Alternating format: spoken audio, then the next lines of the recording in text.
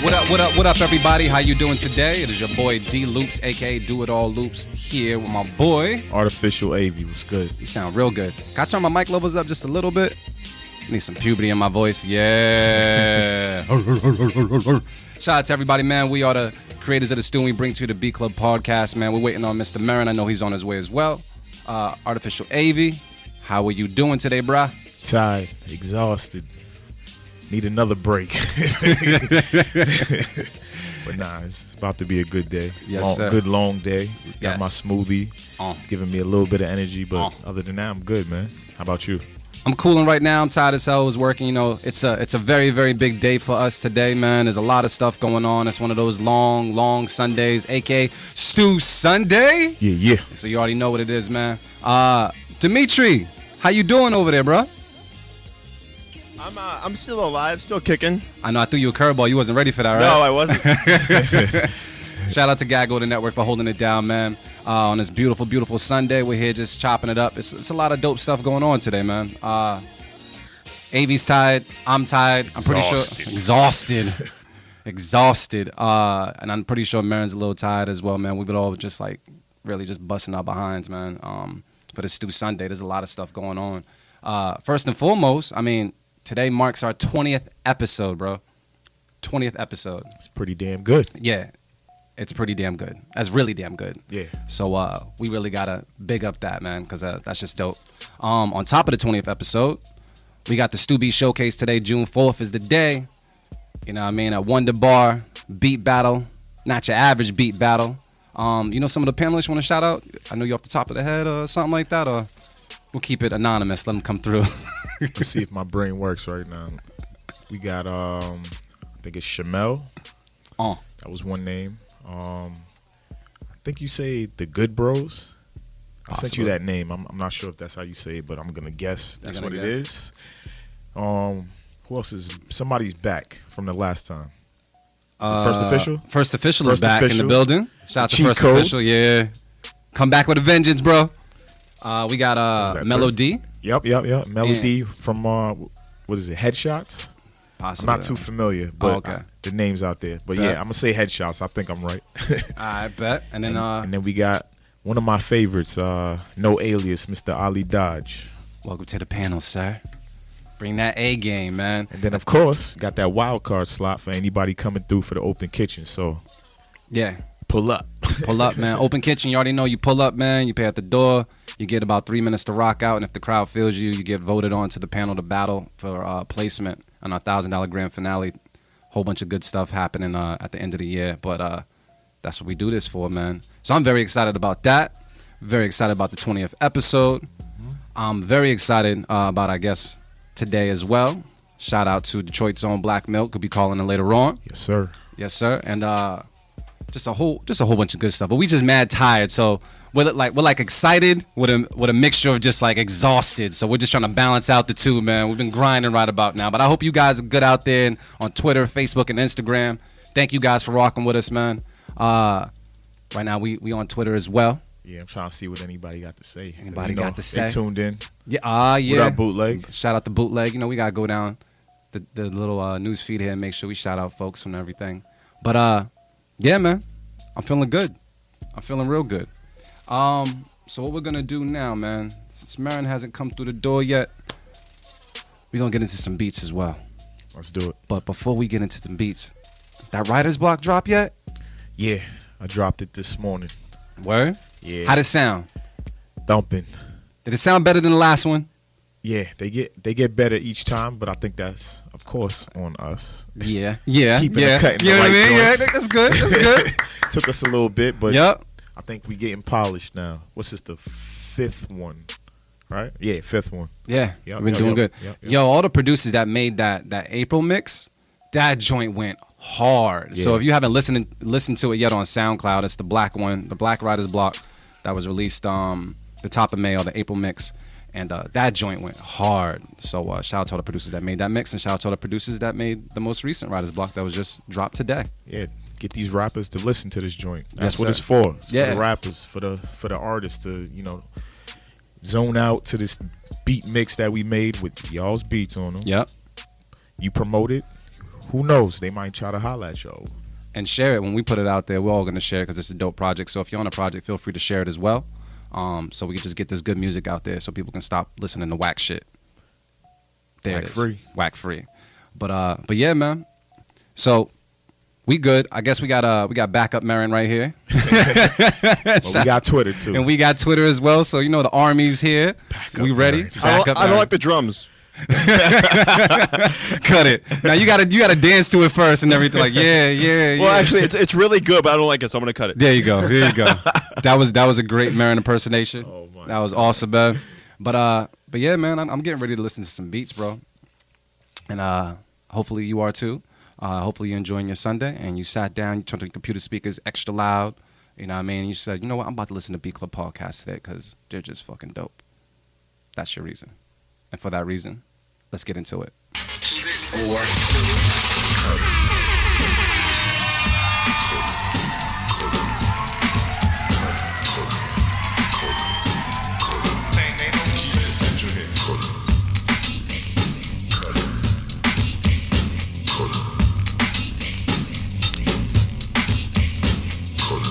So check it out, y'all. What we do each and every Sunday on the Beat Club Podcast is we put something out there on the beatclubpodcast.com for all producers around the world to submit beats to us so we can listen to them on the air. We did not pre-screen any of these beats. This is our first time listening to these things. We're going to let you know how we feel about them, give you our 1-2, because we're anti-yes men over here, and to let you know if we're going to keep it or cut it.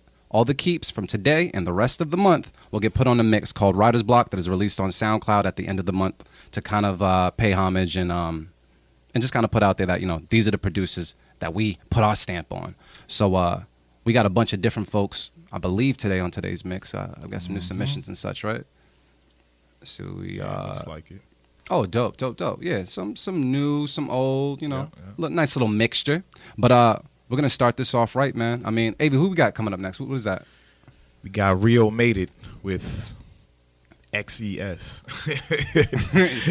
Sis. I don't know what that is, but we're going to listen to it right now. Rio Made It. Shout out to you, bro. Listen to it right now on the Beat Club Podcast. Keep it or cut it. Let's go.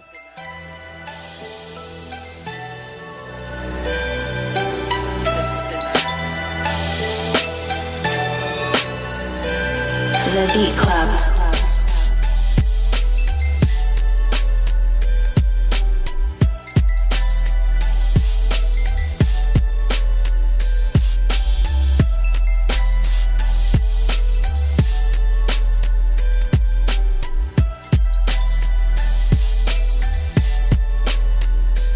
The Beat Club.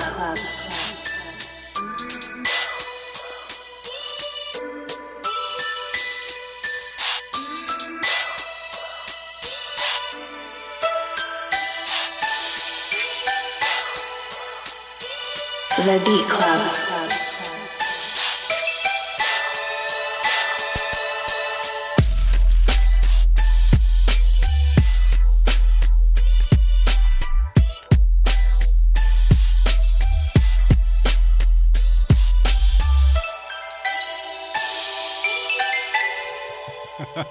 And for that reason, I'm going to toss it to you first because you're here. Digital Merren in the building. Digital Merren in the building, man. Don't be tweeting and driving, bro. That's dangerous. Yeah, please don't. Make it here in one piece, man. ArtofficialAvi, how you feeling about that?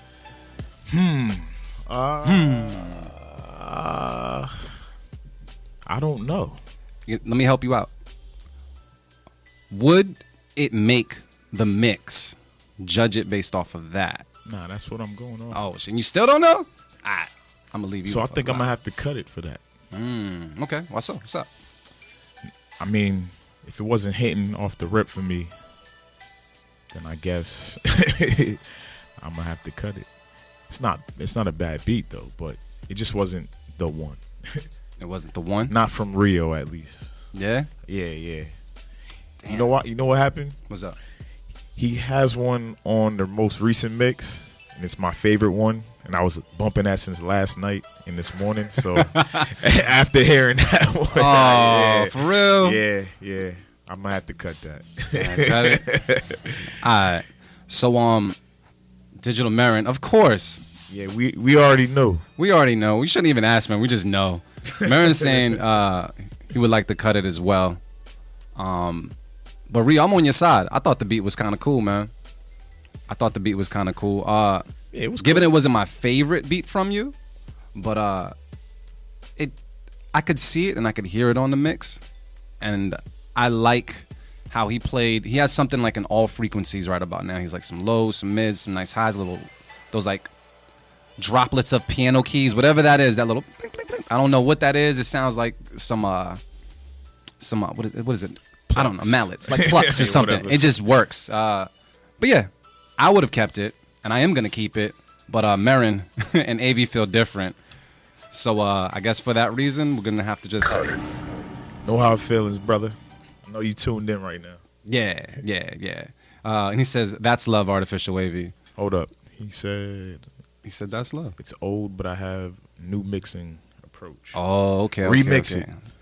Remix Not- it. yeah. We be That grabbing sounded beats. weird, but yeah, you know what I meant. You know what we met, man. Yeah, but shout out to you, man, just for sending the beats. I know you got some more in the folder, so we'll definitely be putting those up later on, too. But thank you so much for submitting each and every time, man. But it didn't make the cut this time at the Beat Club podcast. AV, who else do we have next? What's going on? Let's pull it up real Let's see quick. who we have. Oh, got our boy High Def Music, man. Oh, yep. Oh, all right. He's back again this week. That's what's up with something called What Must I Do here on the Beat Club podcast. Uh-oh. Let's take a listen to it right now. Keep it, cut it. Let go.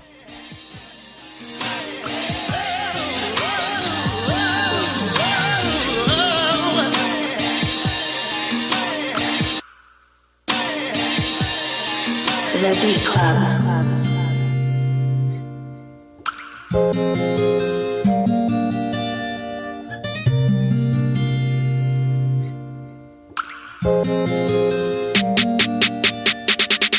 The Beat Club.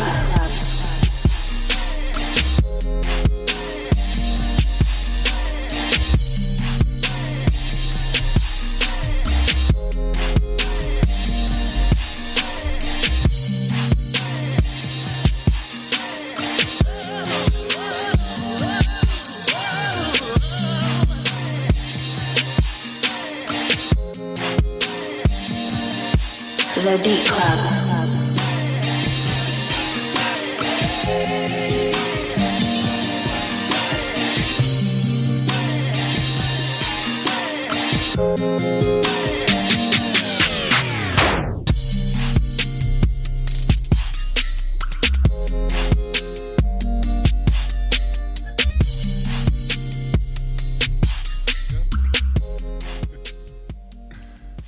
The Beat Club.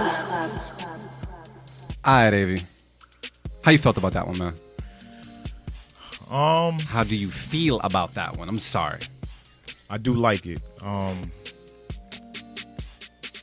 That's a tough joint to touch because it's a classic. I think I'm gonna keep it because I was vibing, and I like that he didn't overkill the sample and the vocals like a lot of people tend to do in most beats using, old joint. He actually had his own instrumentation throughout the beat, brought in the vocals at a good time.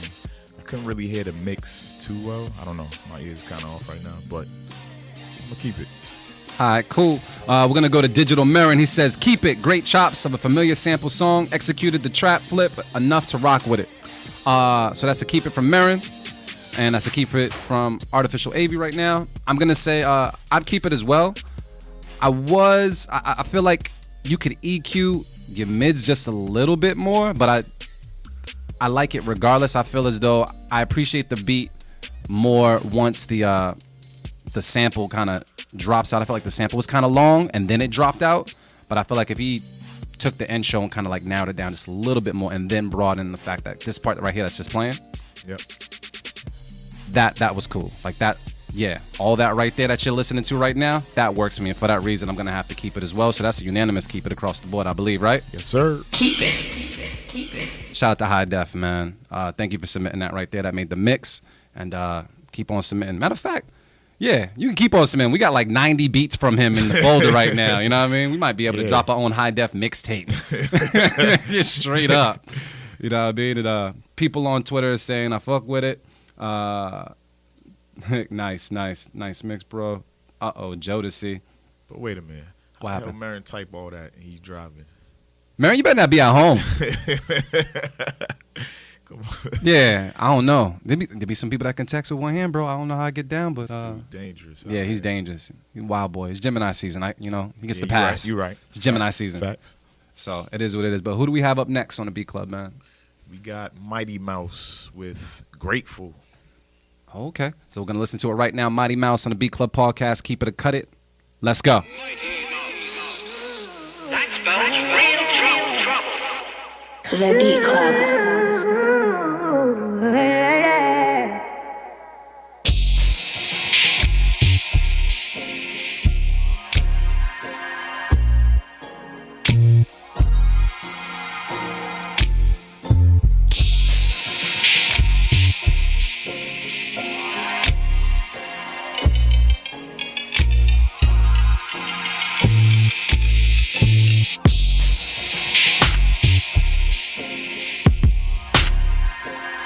The Beat Club.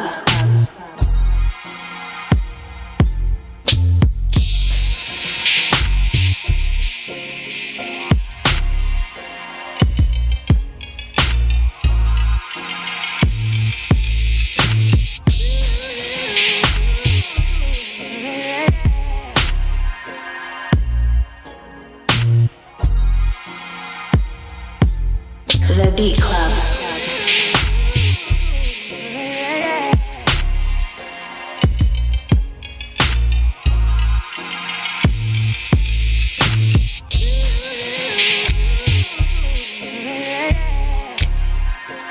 The Beat Club.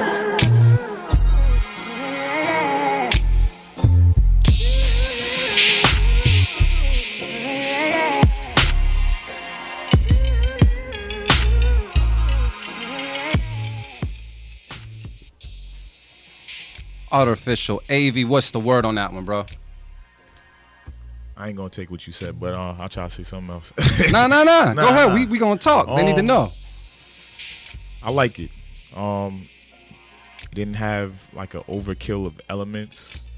I do feel like there could have been a little bit more in there somewhere. I'm not sure. Something to fill it in a little bit. And, like you were saying, the tempo, it was a little slow. I think if I don't know, just boosted the tempo just a little bit, it would have a better bop to it. But other than that, I'm going to keep it. Word? All right. Cool. I'm going to say, yeah, the tempo thing, I feel like it could have bumped up just a little bit. Like, I had the head nod, but, you need strong neck muscles to do a head nod slow, man. Right now, I'm a little tired, so just bump up the tempo just a little bit. Besides that, I thought everything else was pretty cool. I don't really have much else to say about it. You know what I mean? But let's see. We got people on Twitter right now. 25% says keep it, and 75% say cut it. So, yeah. Yeah, the tempo is bothering me, so I'm gonna cut it. The tempo is bothering me. We got Digital Merren. Did he chime in at all? I have not He says, seen keep it. Oh, he did. I can hear a dope R&B song with that, with the great writer/vocal arrangement. It would be dope. AKA, F what Dee Loopz says, because AV and Mark Merren kept it, right? So how's the keep it from you, AV? Yeah. Keep it from Mark Merren as well. So, F what Loopz got to say, because that's a... Keep it. Keep it. You just made the list as well, and just made the mix as well, the Keep It mix. Shout out to Merren and AV for holding you down on that one, but I still feel as though that tempo just needs to be bumped up just a little bit, but dope nonetheless, man. So thank you so much for submitting. Keep on submitting as well. I don't see enough in the folder from you, but I definitely will appreciate a couple more in there, bro. Who else we got, AV? Got Bootleg 773 with A Dream I Might See. Yo, I feel like the joints with the long titles be like hot. They be like in deep in thought. And be like, yeah. Yeah, like dudes was really contemplating on Yeah. Like it's the almost like he was concept. spitting over it and you just like, yeah, dream I might see. All right, cool. So this might be hot, man. Let's take a listen to it right now. Bootleg 773, A Dream I Might See on the Beat Club podcast. Let go.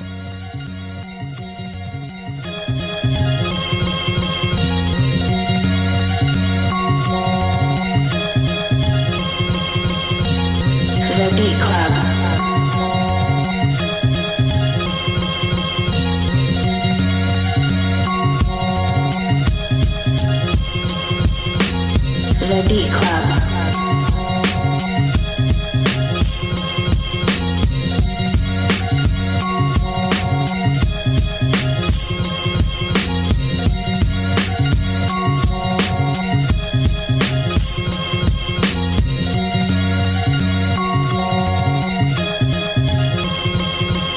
The Beat Club.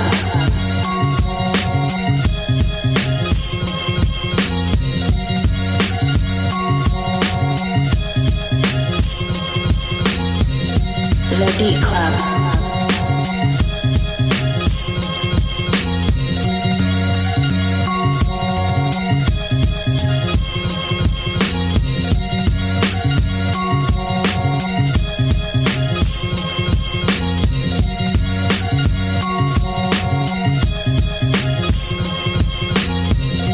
The Beat Club.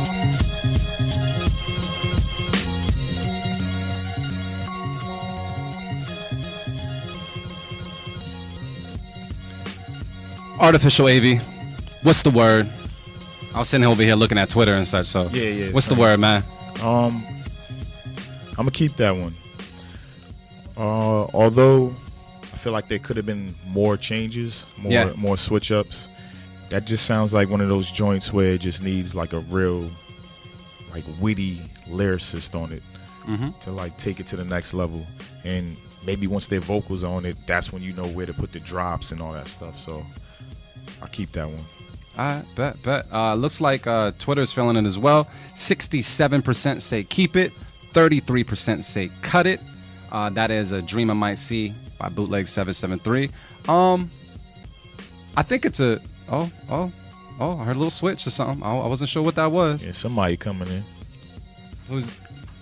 Oh, Merren's in the building. What's up, Merren? He's no longer digital. No longer digital. But check it out. I think I'll keep that beat. I can respect the loop. Yeah. I can definitely respect the loop. Yeah, when it hits, it hits. Yeah, exactly. And honestly, it's like it's been playing this whole time, and I still ain't tired of it. So it works. Good looks, brother. Merren, did you get a chance to listen to that or no? Yeah, I'm keeping it. So Merren's keeping that as well. All right, so I'm keeping that. Even though I expected a little bit better drums on that. Shout out to my backup Dimitri for holding me down while I was gone. You know what I'm saying? But yeah, I expected a little bit better from the drums on that. Yeah. But the sample chop, the loop was just infectious, bro. Like you could listen to that for 10 minutes and I could hear a dope story. Yeah. Like I just hear a dope story. I hear Nas. Hey, Like I hear like a real spitter. Yeah. But that's why I wanted the drums to kind of have a different swing. Like I could hear Ross, like somebody like that. That sample's crazy. So yeah, I'll keep it, man. all right, cool. So I was keep it from Merren, keep it from ArtofficialAvi as well. Yeah. All right, cool, man. So you already know what that is. That's a Keep it. on the Beat Club podcast. Thank you so much for submitting, and we certainly appreciate it. Let's see what else. Twitter, Twitter was feeling that. Where's the rest of it? What's the numbers looking like on Twitter? Numbers are looking like, let's see, what they saying? Yeah, it was 83% said keep it. Nice. 17% said cut it. So we on the ball with that one right there. Merren's over here sprinkling around some beer and everything. Everybody got one. We got enough openers in the building. Word. Hey, yo, Merren, man, you're fresh off your fast. I broke fast. You broke fast, Yep. and you're looking good, man. Thank you, sir. You're welcome. Thank you. You look alright. I need to start working out though, man. Like I've been slacking on the workout. Man. I've been trying to get a little bit of jogging in, but even that I haven't. I'm like one of those people that don't jog in the cold. Yeah. I'm not on that level yet. Yeah. That's the best time. Yeah, too. people say that. Like I don't jog in the rain and shit like that, but people, I'm not on that level yet. Yeah, I've But- seen Shorty jog in the snow on the news and bust her ass like afterwards. Did you see that? No. Yeah, Yeah, I seen that one. Nah, She got flexed. she got on live. Still wearing them running shoes and you got to throw on some ACGs or something You know what I'm in the saying? wintertime. But yeah, man, you look good, man. Glad to have you here as Thank well, you, man. sir. Salute Thank to you, everybody. man. Let's- Salute. I ain't open yet, but Oh, yeah. word, Yeah, man. it's Oh, cool. we here, we here. Gotta open up, man. Yeah, There you no go. doubt, no doubt.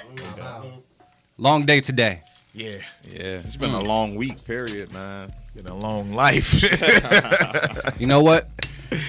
Because of how I'm feeling now, Merren brought the booze over, man. I hope this next beat is knocking. Yeah, I hope this next beat is knocking. It's pretty good too. We got is that Skrill Beats? yeah. What So, Minnesota update? That's what it looked like. All right, cool. Let's listen to it right now on the Beat Club podcast. Keep it or cut it. Let go.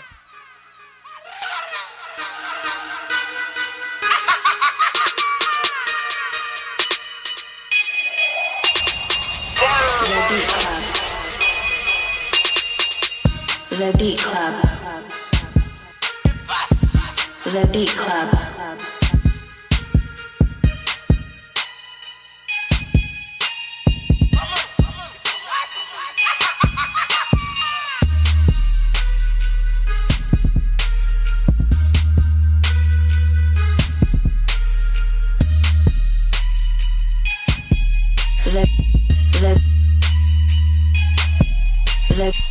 The Beat Club.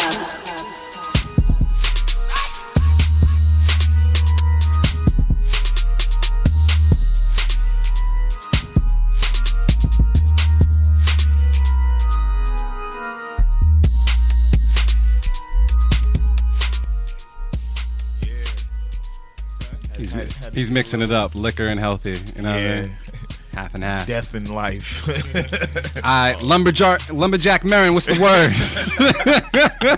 Yeah, I'm gonna pull out the American chainsaw on that one. All right. I am gonna cut it though. I am gonna cut it. I mean, there just wasn't nothing to it. You know, just kind of just a regular joint. It didn't grab me. It had some cool elements.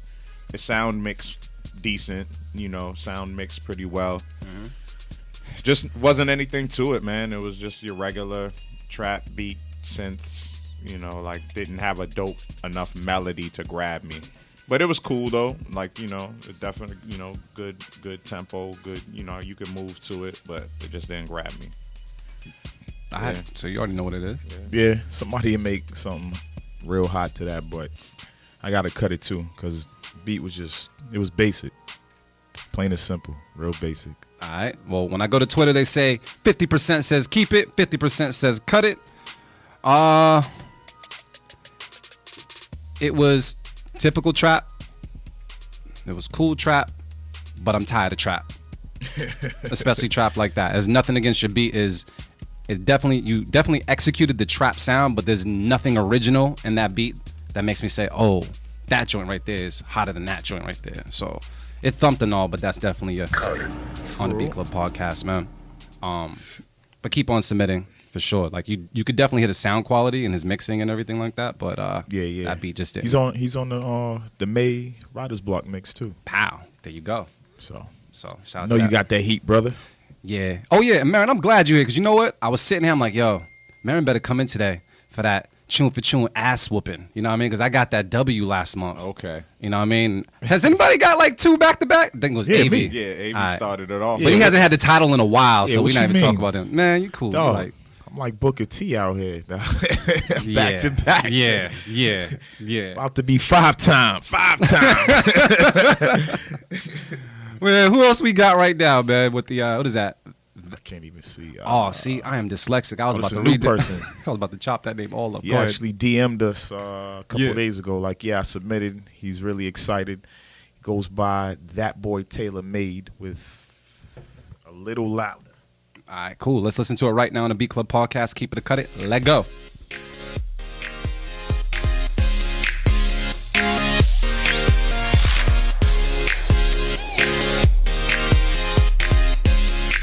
The Beat Club.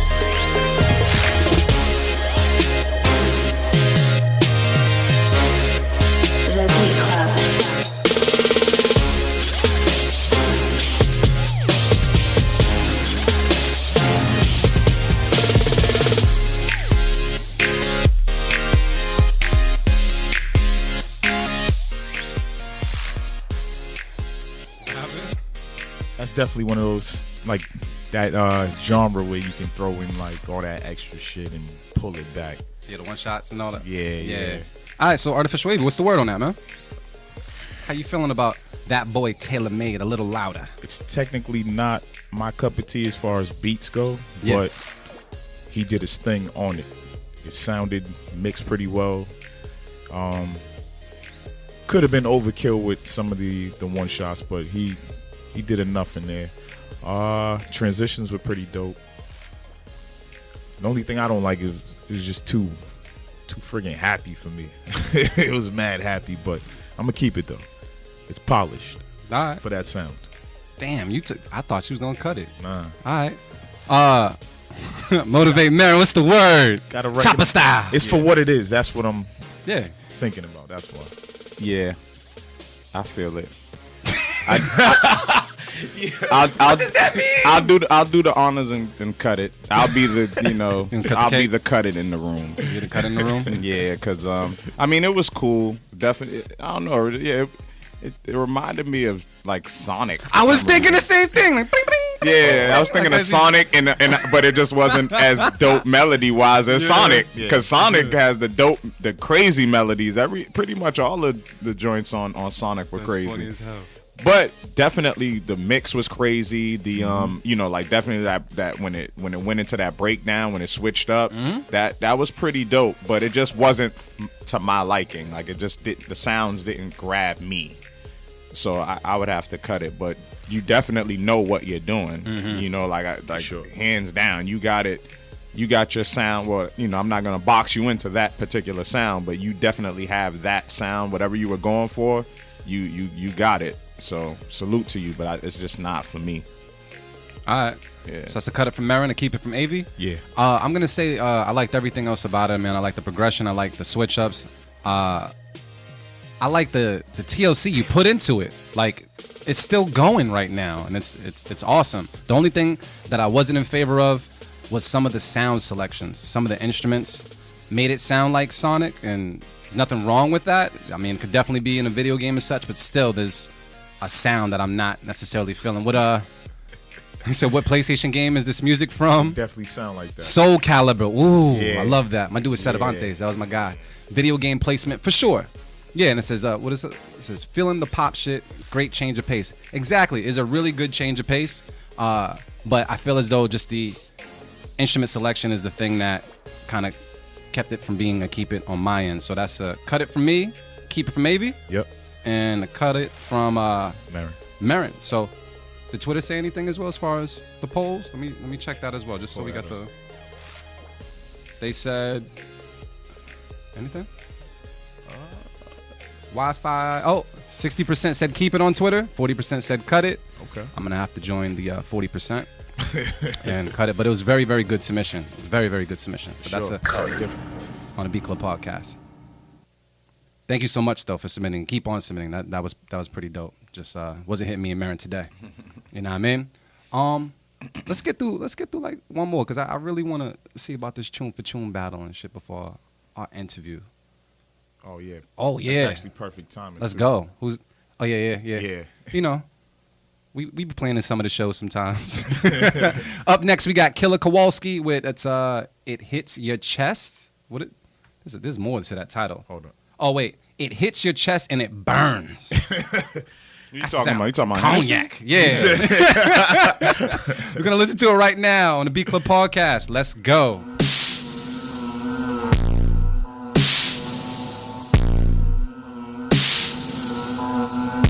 The Beat Club.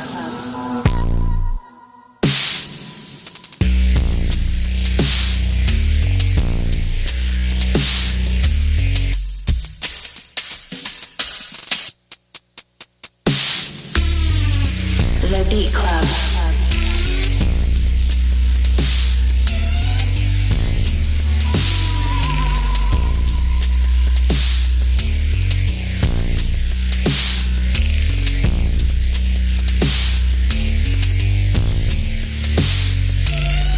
The Beat Club.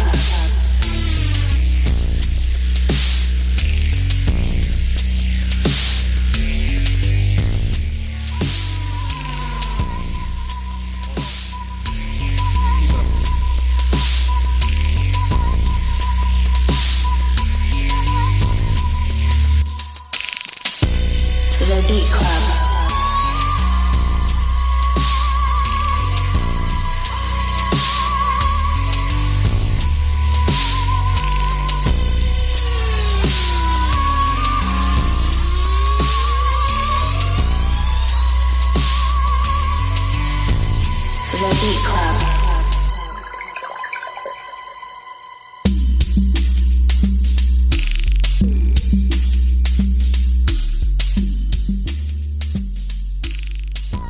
All right, y'all. So that was Killer Kowalski with It Hits Your Chest and It Burns. Motivate Merren, what's the word?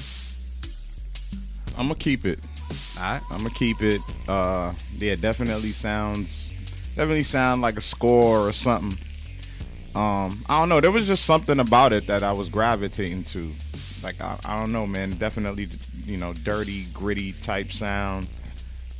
I didn't like the switch though before we faded it out. I didn't like that part. Kinda, I don't know. I just wasn't rocking with it. But yeah, I don't know. I'm gonna just keep it, man. For some reason, there was something that was gravitating me to the beat. Maybe the bass line. I don't know.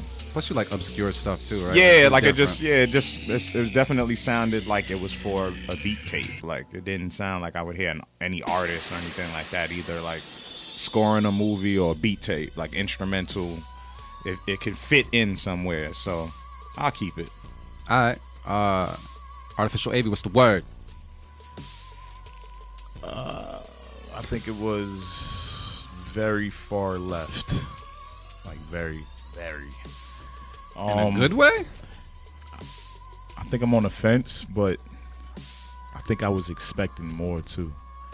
Like just something to pick up the energy in the beat. It was cool for like what sounds it had. Like I love the sounds in it, but I feel like something needed to pick up just a little bit to, I don't know, give off like a climax or something. I could hear it in like Predator, Judge Dredd, like one of those type of movies or some shit. So what you gonna do with it? I'm gonna cut it. Oh, y'all need to switch roles real quick. I like how dark it is. I like that I see a horror movie or something like that. It was definitely different. And I mean, even right now we have Twitter saying 14% say keep it, 86% says cut it. Nah, I thought it was dope, but I'm not sure if I hear it on the mix. And I guess for that reason, I'm going to have to cut it. So, cut it on my end. ArtofficialAvi, that was a cut it. Scissors and Merren kept it. So thank you so much for submitting, sir. But today, that is going to be a cut it on the Beat Club podcast. Sorry about that. I need some beer to wash this down. 1 second. Let me get this right. Beer makes everything better. But that was definitely a dope submission. Just didn't make the list today. So check it out, man. We're gonna skip all this, man. We got some business to handle. All right, Motivate Merren, ArtofficialAvi. We got some business to handle, and we know this. So Avi, you can start pulling up that list if you need to. I'm getting there. We gonna see what's good, because what we do all the time on first Sundays is Dee Loopz that ass and beat battles. Technically, I'm just not technically how it not. has went the first two times, but all right. Man, I just got my first W like 5 months in. So this is what we're gonna do, man. We're gonna play a little tune for tune. Merren, wanna let them know how it goes down? Simple, man. This is, official sound clash business right here. These beats, the same way we do Keep It or Cut It, these are random beats. We didn't pre-screen them. They just randomly, we picked batches for each of us. We each picked 3, and we basically go tune for tune. Like, you know what I'm saying? Like, we figure out who played the best beat for each round. This is like almost like, a card game except with beats. You know what I'm saying? Exactly. Who got the best beat? Who got the highest in the suit? Almost like spades or something. Beat spades. So, I mean, with all that said, whose folder we got up there right now? That's me. All right. See, D was not cheating this time. I was at your house making this list. Don't say out. Yeah. Let me see. I showed you some love. Everybody got some love. I'm gonna go with the newcomer, Maury Harris, Cutting Up. All right, cool. So AV's picking Cutting Up.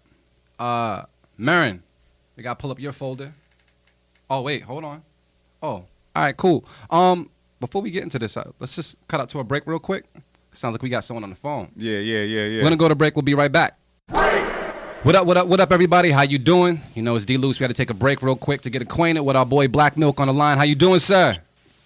What's good? What's good? I'm good, man. How y'all doing? We good, man. We good. Good, man. We happy. We all smiling and Real shit right happy. now. Man, come on, man.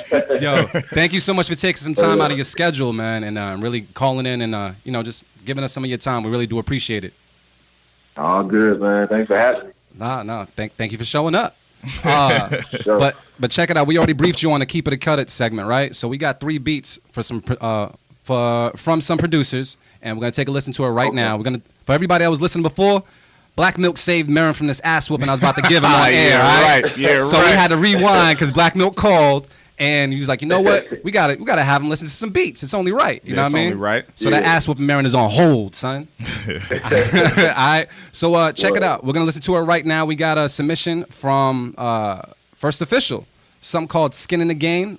You can find them at Big Fish First. Oh wait, my fault. It's First Official and 16-Bit Spit. I think they made this at the stew. They collabed. Yeah, they Okay, collabed, it's a and they collab. submitted a beat called "Skin in the Game." We're gonna listen to it right now on the Beat Club podcast. Black Milk on the line. Let's go.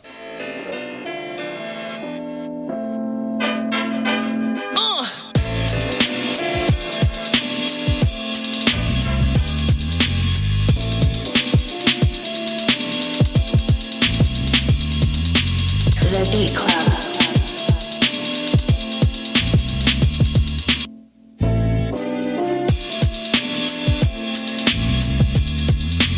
The Beat Club.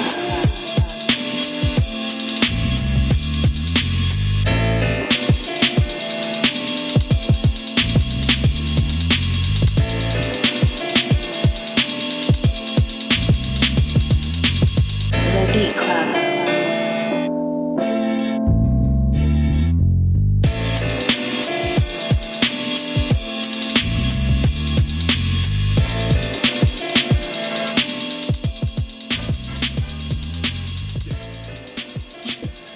All right, so Black Milk, we're going to start it off first. ArtofficialAvi. Yeah. What's the word? How do you feel about that? And then let them know if you're going to keep it or cut it, bro. I'm gonna keep that. All right, what's up? These two together, it's crazy. They both got that raw, like real boom bap sound in their own style. So for them to work together and bring 2 elements together, crazy. I liked everything about the beat. Keep it. Let's keep it. Yeah. Motivate Merren, what's the word? Yeah, man, I'll keep it as well. Keeping it. Yeah, man, dope drums. I like that bass line a lot too. I definitely like that bass line and just the way it was put together. It was well put together. Definitely a dope fusion of both their styles. Like listening, knowing both their individual styles for them to come together. Like I just like it, man. You know, dope is dope. It's just a dope beat. That's how I work with it. All right, so I'm going to skip me and go to Black Milk. What you thinking, sir? What's the word? Yeah, man. I think it was a good beat too, man. As well, like sonically, it sounded pretty good, and I would have turned the level on the hi hat down a little bit, Yeah, triplet hi hat that was kind of going, but other than that, it sounds good. It's one of those beats that is definitely ready for somebody to put a song to. So I, you know what I'm saying, I can hear like somebody either rapping or singing on it. You know what I'm saying? 'Cause it's kind of melodic, but yeah, it's dope. So you gonna keep it? Keep it. Keep it. All right, cool. So that's to keep it from Black Milk, keep it from Motivate Merren, keep it from ArtofficialAvi. I'm gonna skip me. I just thought the beat was dope. We call this man the cheat codes, man. So for that reason, that is definitely a Keep it. on the beat club. Unanimous keep it. Unanimous keep it, man. So let's move on. We got another beat called Ride from Self Serve. Uh-oh. You're gonna listen to it right now on the Beat Club podcast. Black Milk on the line. Let's go.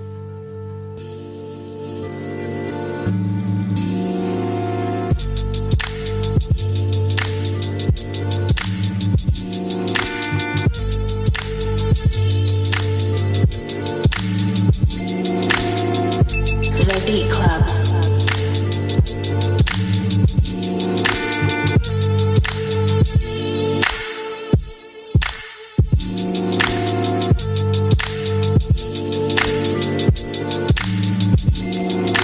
The Beat Club.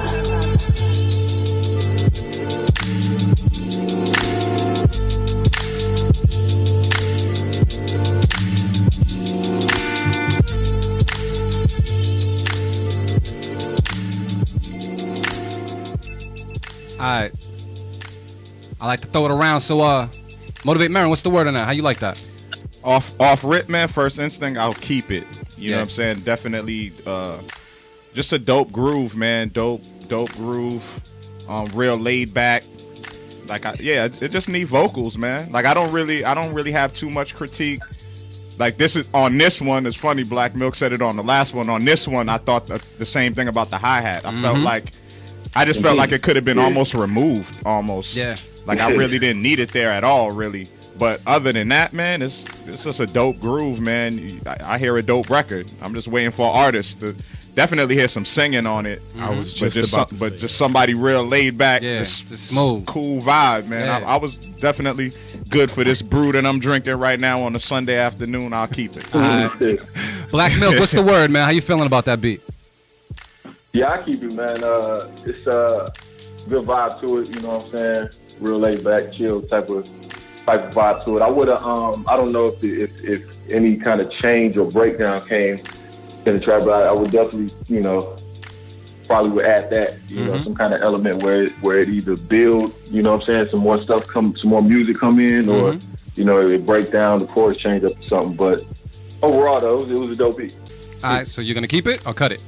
Yeah, keep it. All right, that's a keep it from Black Milk, keep it from Motivate Merren, ArtofficialAvi. What's the word? I'm gonna keep it. Even if he took out the drums and percussions and all that, I could ride out to just the melody and be cool for a little bit. Yeah. Yeah. So it just needed some change ups.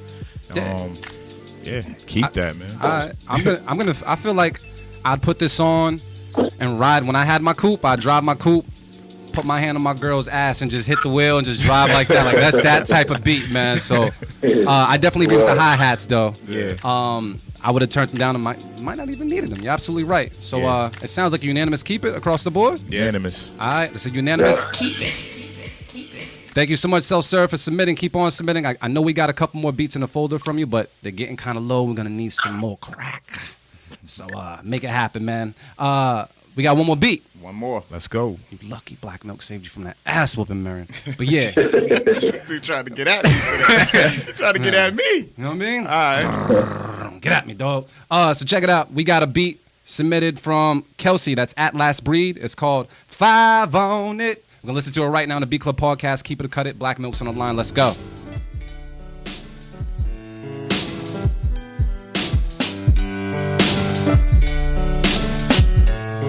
Beat Club.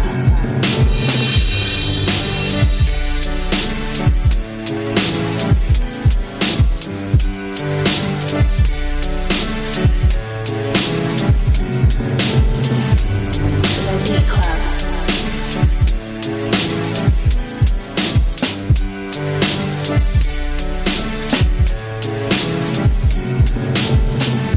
The Beat Club.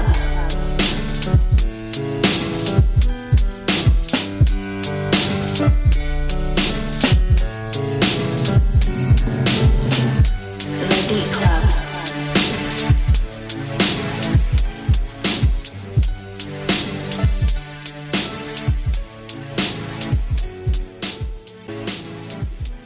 All right. So check it out. I toss it to you first, Merren, but I'm actually going to toss it to Black Milk. Black Milk, you're going to start this off. How you feeling about the beat? Keep it or cut it. What you feeling? This kind of, I don't know, this one kind of hard. Nice. I'm going to keep it. Okay. Because I don't want to come off as a hater. But Nah, keep it 100. Nah, we got to keep it 100 over here. We keep it 100. Our producers are hard. They ain't soft. It was a nice beat. I couldn't tell from my speakers that I'm listening to, like, if it was, like, sonically could have been better. It sounded a little thin on my speakers. But overall, man, nothing jumped out at me. You know, it definitely wasn't a whack beat or a beat that wasn't good enough for me to say, get that shit out of here. You know what I'm saying? So I'm gonna keep it. All right, cool. That's a keep it from Black Milk. ArtofficialAvi, what's the word? I think I'm gonna cut it. Ooh, I'm gonna keep it 100. I know he uses Reason, and he made them stock sounds sound pretty well, but they weren't full enough. And I know that's a problem that I usually deal with using Reason. So That's probably what I was hearing. yeah. So for that reason, I'm gonna have to cut it. Switchblade on him. All right, let's go over to Hacksaw Jim Duggan Merren. What's going on?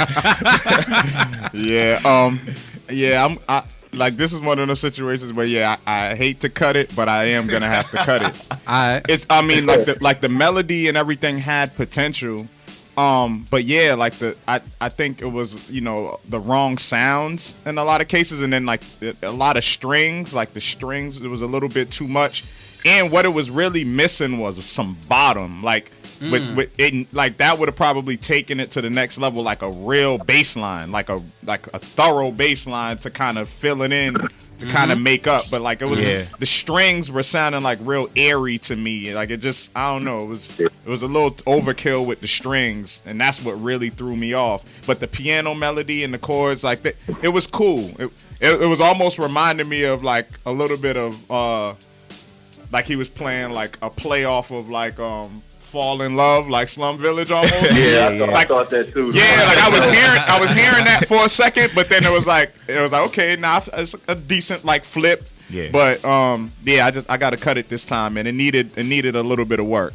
All right, cool. Good foundation, but it needs a little bit of work. A little bit of work. Yeah. So wait, Avi, that was a cut it from you? Yeah, that was a cut it. That was a cut it from Mark Merren? Good beat though. And Black Milk kept it because he didn't want to be a hater today. Not on the Sunday. You can't hate on the Sunday. Well, I'm gonna say, I mean, you guys pretty much decided. I feel like it was cool. It was just cool. Do I hear it on the mix? Not this time. So for that reason, I'm gonna have to cut it. And so that's 3 cut it's and 1 keep it. Yeah. Twitter saying cut it. There we go. But thank you so much for submitting, sir. And keep on submitting. We love to see beats from you. I think you have about like 10 to 15 beats in there, but that's our guy, man. He's another cheat code. He's like, definitely that's the other thing. Like, you know, there's a bar for him. Like, we kind of like, yo, you Basically. always sending that fire, bro. You know, that one was just a little light work. Basically. Yeah. But thank you to all the producers that submitted today for Keep It Cut It. We definitely appreciate it. But now it's time to talk to this brother right here on the line, Black Milk. Once again, how you doing, sir? Come on, man. Welcome Black Milk to the show, Let's man. welcome him.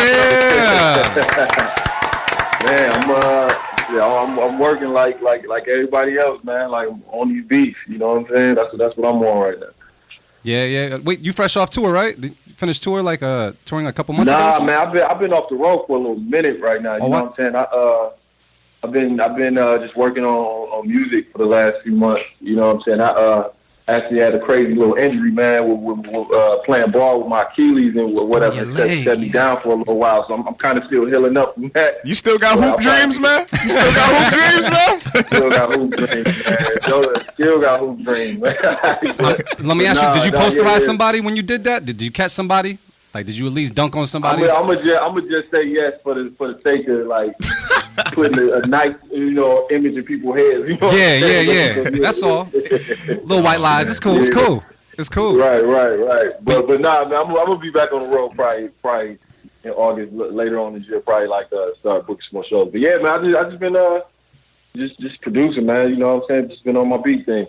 Always. Hey, man, talk to the people about your start, man. The one thing, man, we talk about producer hotbeds, like you know, Detroit always comes up as a producer hotbed, and Virginia, of course, too, got a lot of dope producers. But the difference between Detroit and Virginia to me is not only are y'all a producer hotbed, y'all are a producer MC hotbed / producer / MC hotbed. You know what I'm saying? Man.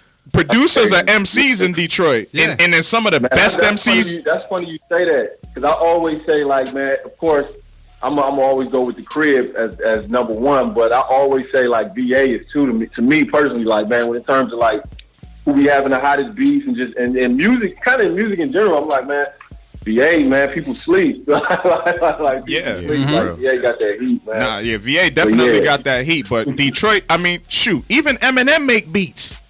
I guess it's part of the culture. Is that just what it is? Right? Yeah, it's crazy, man. Yeah, T3, of course, yourself, and everybody, man. There's a lot of dope beat makers, man. Yo, let me ask you a question. I don't know what it is. Yeah, I don't know what it is. It's the water. I was about to say, but you say what? It's the Detroit water. That's what that is, man. It's the water. Yeah, man. It might just be the environment, man. That, like, you know, you kind of naturally do both, and you know, I like, especially like in Detroit, man, in terms of just trying to perfect the craft, you know what I'm saying? And no matter what type of artistry you do, you know what I'm saying? Like, it ain't really no distractions out there in the D. It ain't really too much to get into to do but to stay in the basement or your bedroom and just, if you're an artist, you know what I'm saying, and just study and work on your craft. And so I think that has a lot to do with it, you know what I'm saying, in terms of like differentiating it from like a LA or New York. It's like, ain't nothing to do in the D, but get into some trouble or get into the arts. So you just pick one. But yeah, talk about your start, because that was the first part of the question. Like, talk about your start, man. How'd you really start? What was, that your coming of age story? How'd you really get into this music thing completely? Man, I think I was always around music, you know what I'm saying? Like, kind of growing up in a household where music was always being played, and, especially when it comes to like soul music and gospel music, and of course being from Detroit, you can't escape hearing Motown music all the time. Mm-hmm. So yeah, I kind of grew up in an environment that had a lot of music in it, but eventually, getting into high school and like, you go through those years of high school where I feel like that's kind of the time where you kind of start developing or kind of like finding your ear musically as just a listener and as a fan, when you kind of like start branching outside of what's being played on the radio. So, I kind of, around that time, that's when I kind of got exposed to a lot of stuff outside of the commercial and mainstream world of music, through older cousins and just a few friends that I was around in high school. And that's kind of where my love for like a lot of the underground hip hop, or I should just say not as commercial hip hop was, that's why I kind of found a love for that, you know what I'm saying? It was kind of like the raucous era. Yeah, that's a good era, man. Era. So, Black Star and all that. Like, that's when I kind of started discovering, like, there's a whole nother there's a whole nother community of artists outside of the, outside of the radio. So yeah, that's when, and the sound of that kind of music I gravitated towards, the boom bap, the sample heavy, just the aesthetic of that type of music I kind of gravitated towards. So of course, I started, like, that's what I tried my hand in, trying to be an artist and an MC, and that's what I started doing first, rapping, you know what I'm saying? And then once I kind of got around some of my fam that was like, they had little equipment or whatever, and started messing around with their production stuff, that's when I caught the beat bug, you know what I'm saying? And I kind of like fell into having more interest and just more of a passion to make beats than even rapping more so.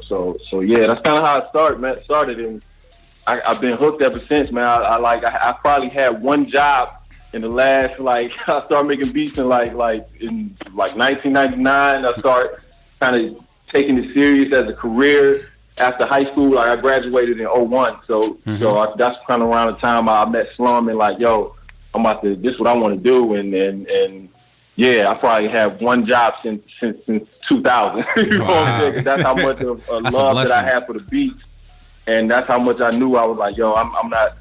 This is gonna have to work, because this is all I want to do all day, every day. It starts off as a hobby, then you find that people are digging what you're doing, then you're like, oh man, I could turn this into a career, a real life career. So that's kind of how it was, man. So what's your original weapon of choice, man? What's your original weapon? Micro Korg or something. What'd you start with?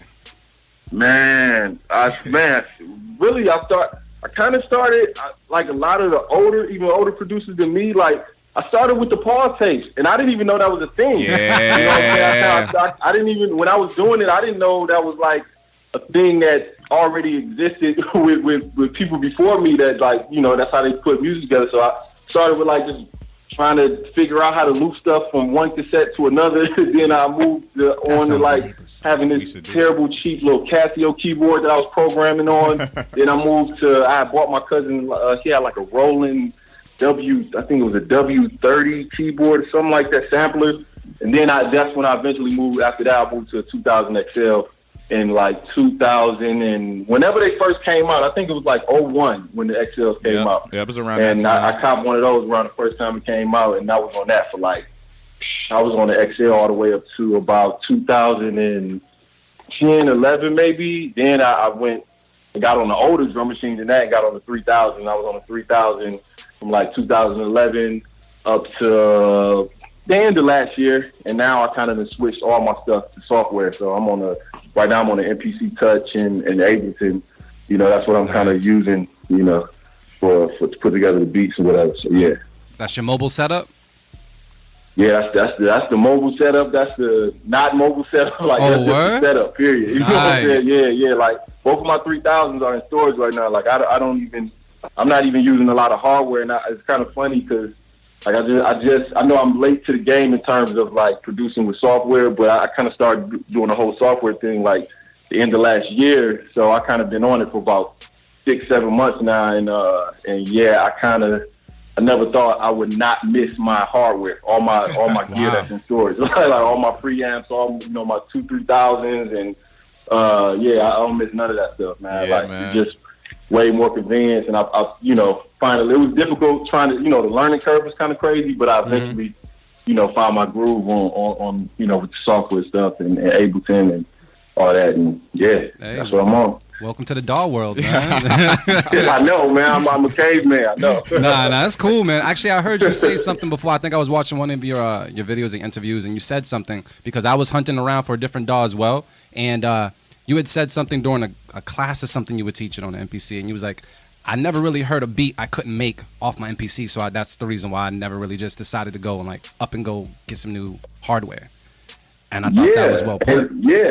Yeah. I mean, and it's crazy because kind of feel like that now, but I would say I felt like that all the way up to the end of last year. When I started hearing some of these young boys edits, not just girls and guys, crazy producers that's out here. Like when I started hearing some of these younger producers, like where they was editing some of their beats and programming some of their beats, I was like, all right, man, this shit getting kind of.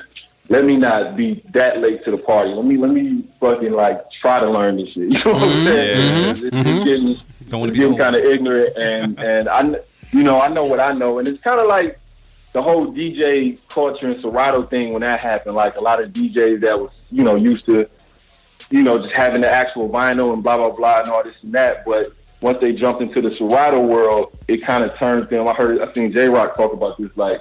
It turned all the real DJs or the DJs that was DJing before the Serato world, it turned them into Superman. And that's kind of how I feel right now with the software. It's like, man, all the stuff I learned and all the stuff I know from, making music on hardware and applying that and those crazy ideas to the software is like, man, it just takes my ideas to a whole nother space. You know what I'm saying? Yeah, indeed.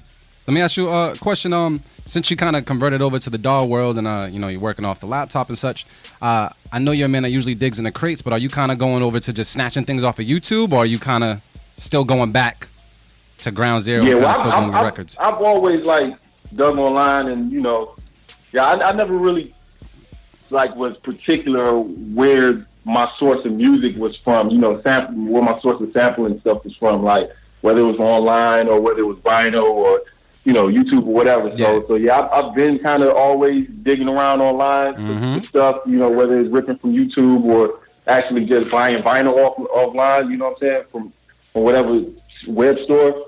But I definitely do that, man. Any source of that's gonna give me something that I can like chop up or deliver some crazy samples. I'm with it, you know what I'm saying? So yeah. So let me ask you this. If you had to instruct a class for only a semester on making beats, and you can only use 5 albums to do so, what records would make the list? To like reference, like just to teach a whole class on making beats, you need 5 records only. I need to know what 5 records are gonna be, in our agenda for the semester. Y'all should have gave me a heads up about that question. You emailed that one yesterday. Let me say, definitely Volume 2, fantastic Volume 2. See, I don't want to make it a whole Dilla thing, man. But man, keep it real. We keep it 100. It's cool. Top of the head. Do your thing. Okay, I say fantastic Volume 2. I would say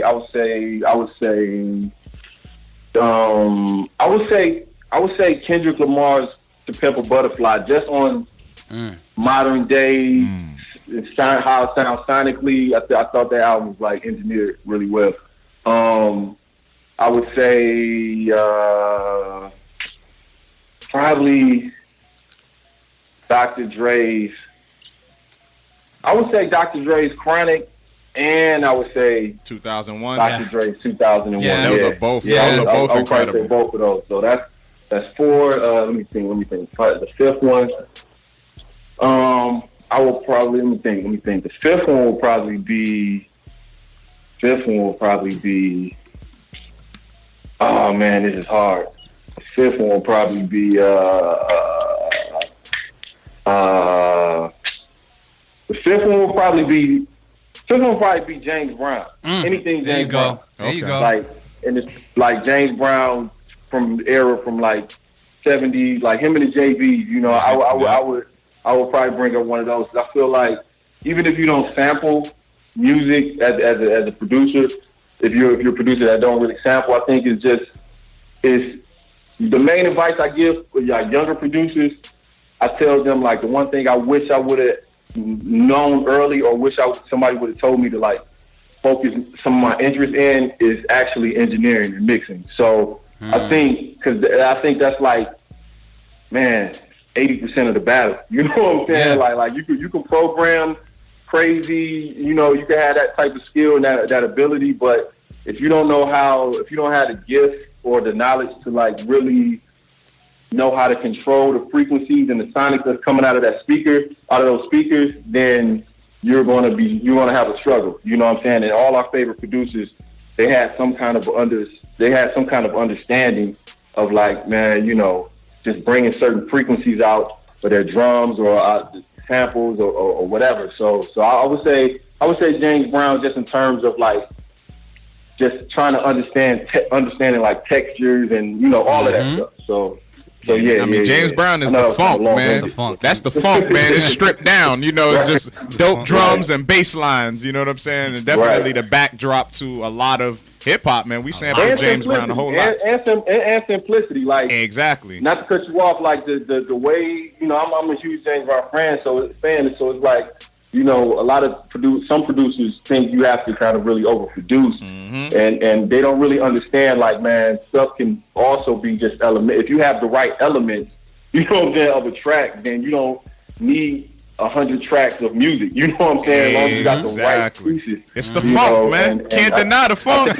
And yeah, that's the funk, and that's what funk is, man. You know, it's a certain level of energy, you know, that you can exude by being simple. You know what I'm saying? But some people think it's easier, is the easy style of music, but it's really not. You know what I'm saying? Yeah. Like, it's really not. Speaking of which, man, like you segue into J.Dilla to me with that, because I think J.Dilla was the king of that. Like I think, like a lot of things that he did, you know, it sounded so complex, but it was simple in a way. Like, you know, like he definitely didn't overproduce. He just knew what he was looking for. Knew the right ingredients.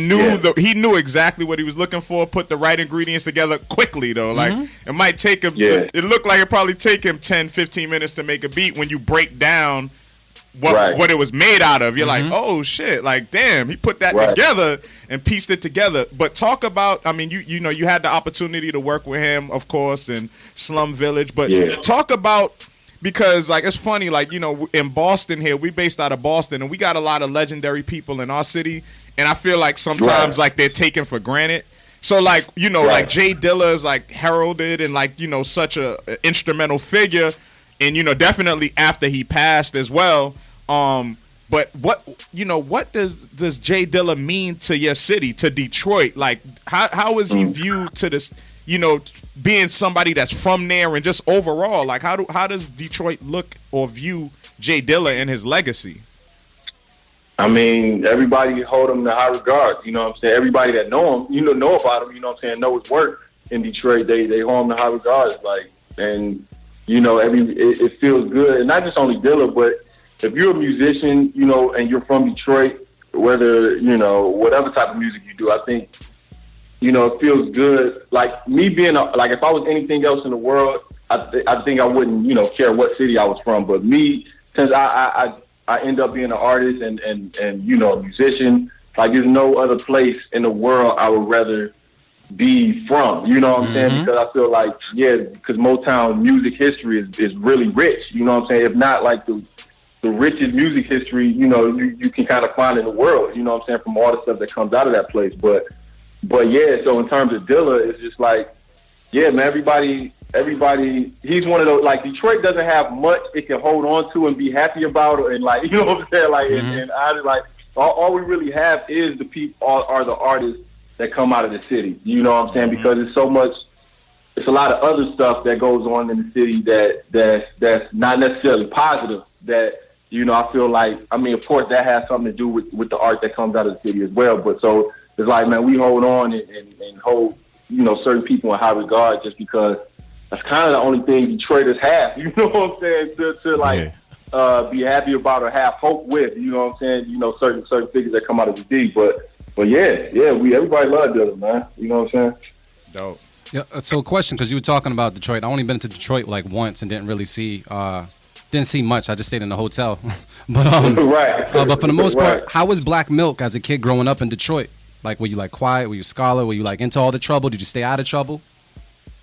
I mean, yeah, I think, you know, a lot of us got in some kind of trouble at some point at a young age. But yeah, I was kind of to myself, man. You know what I'm saying? Like, of course, I had my homies around the way on my that actually lived on my block. You know what I'm saying? And around the block that I messed with. But other than that, I really wasn't. You know, I didn't really run into a lot of drama. You know what I'm saying? But that's more so thanks to having two parents, you know what I'm saying, in a home that like kind of raised me a certain way, you know what I'm saying, where a lot of my friends around the way, they didn't have that they weren't fortunate to have that, you know what I'm saying, so that kind of like kept me grounded, you know, so I didn't get into a lot of crazy trouble, and the little trouble that I did get into, you know, I was lucky enough to like, you know what I'm saying, come out of those situations, you know, okay, you know what I'm saying, so yeah, but yeah, I was more to myself, and like I said, I found music at such a young age, you know what I'm saying? I started doing music when I was like 16, 17, you know what I'm saying? I was, around 2000, when I was like 16, 17 years old, that's when I got into music, you know what I'm saying? And really focused in, so that kept me inside the crib a lot, where I just didn't care about nothing else, you know? And then when I finally ran in the slum around 2001, 2002, you know, I was fresh out of high school and like, you know, and got right into their crew, you know what I'm saying, and started working with them. And that was, the rest is history, you know what I'm saying. I never really looked back, and music kind of kept me focused. So, yeah. All right, cool, man. Well, here's another one for you. What was the hardest, being that you're a producer and MC, what was the hardest thing you had to face and overcome being in the music industry?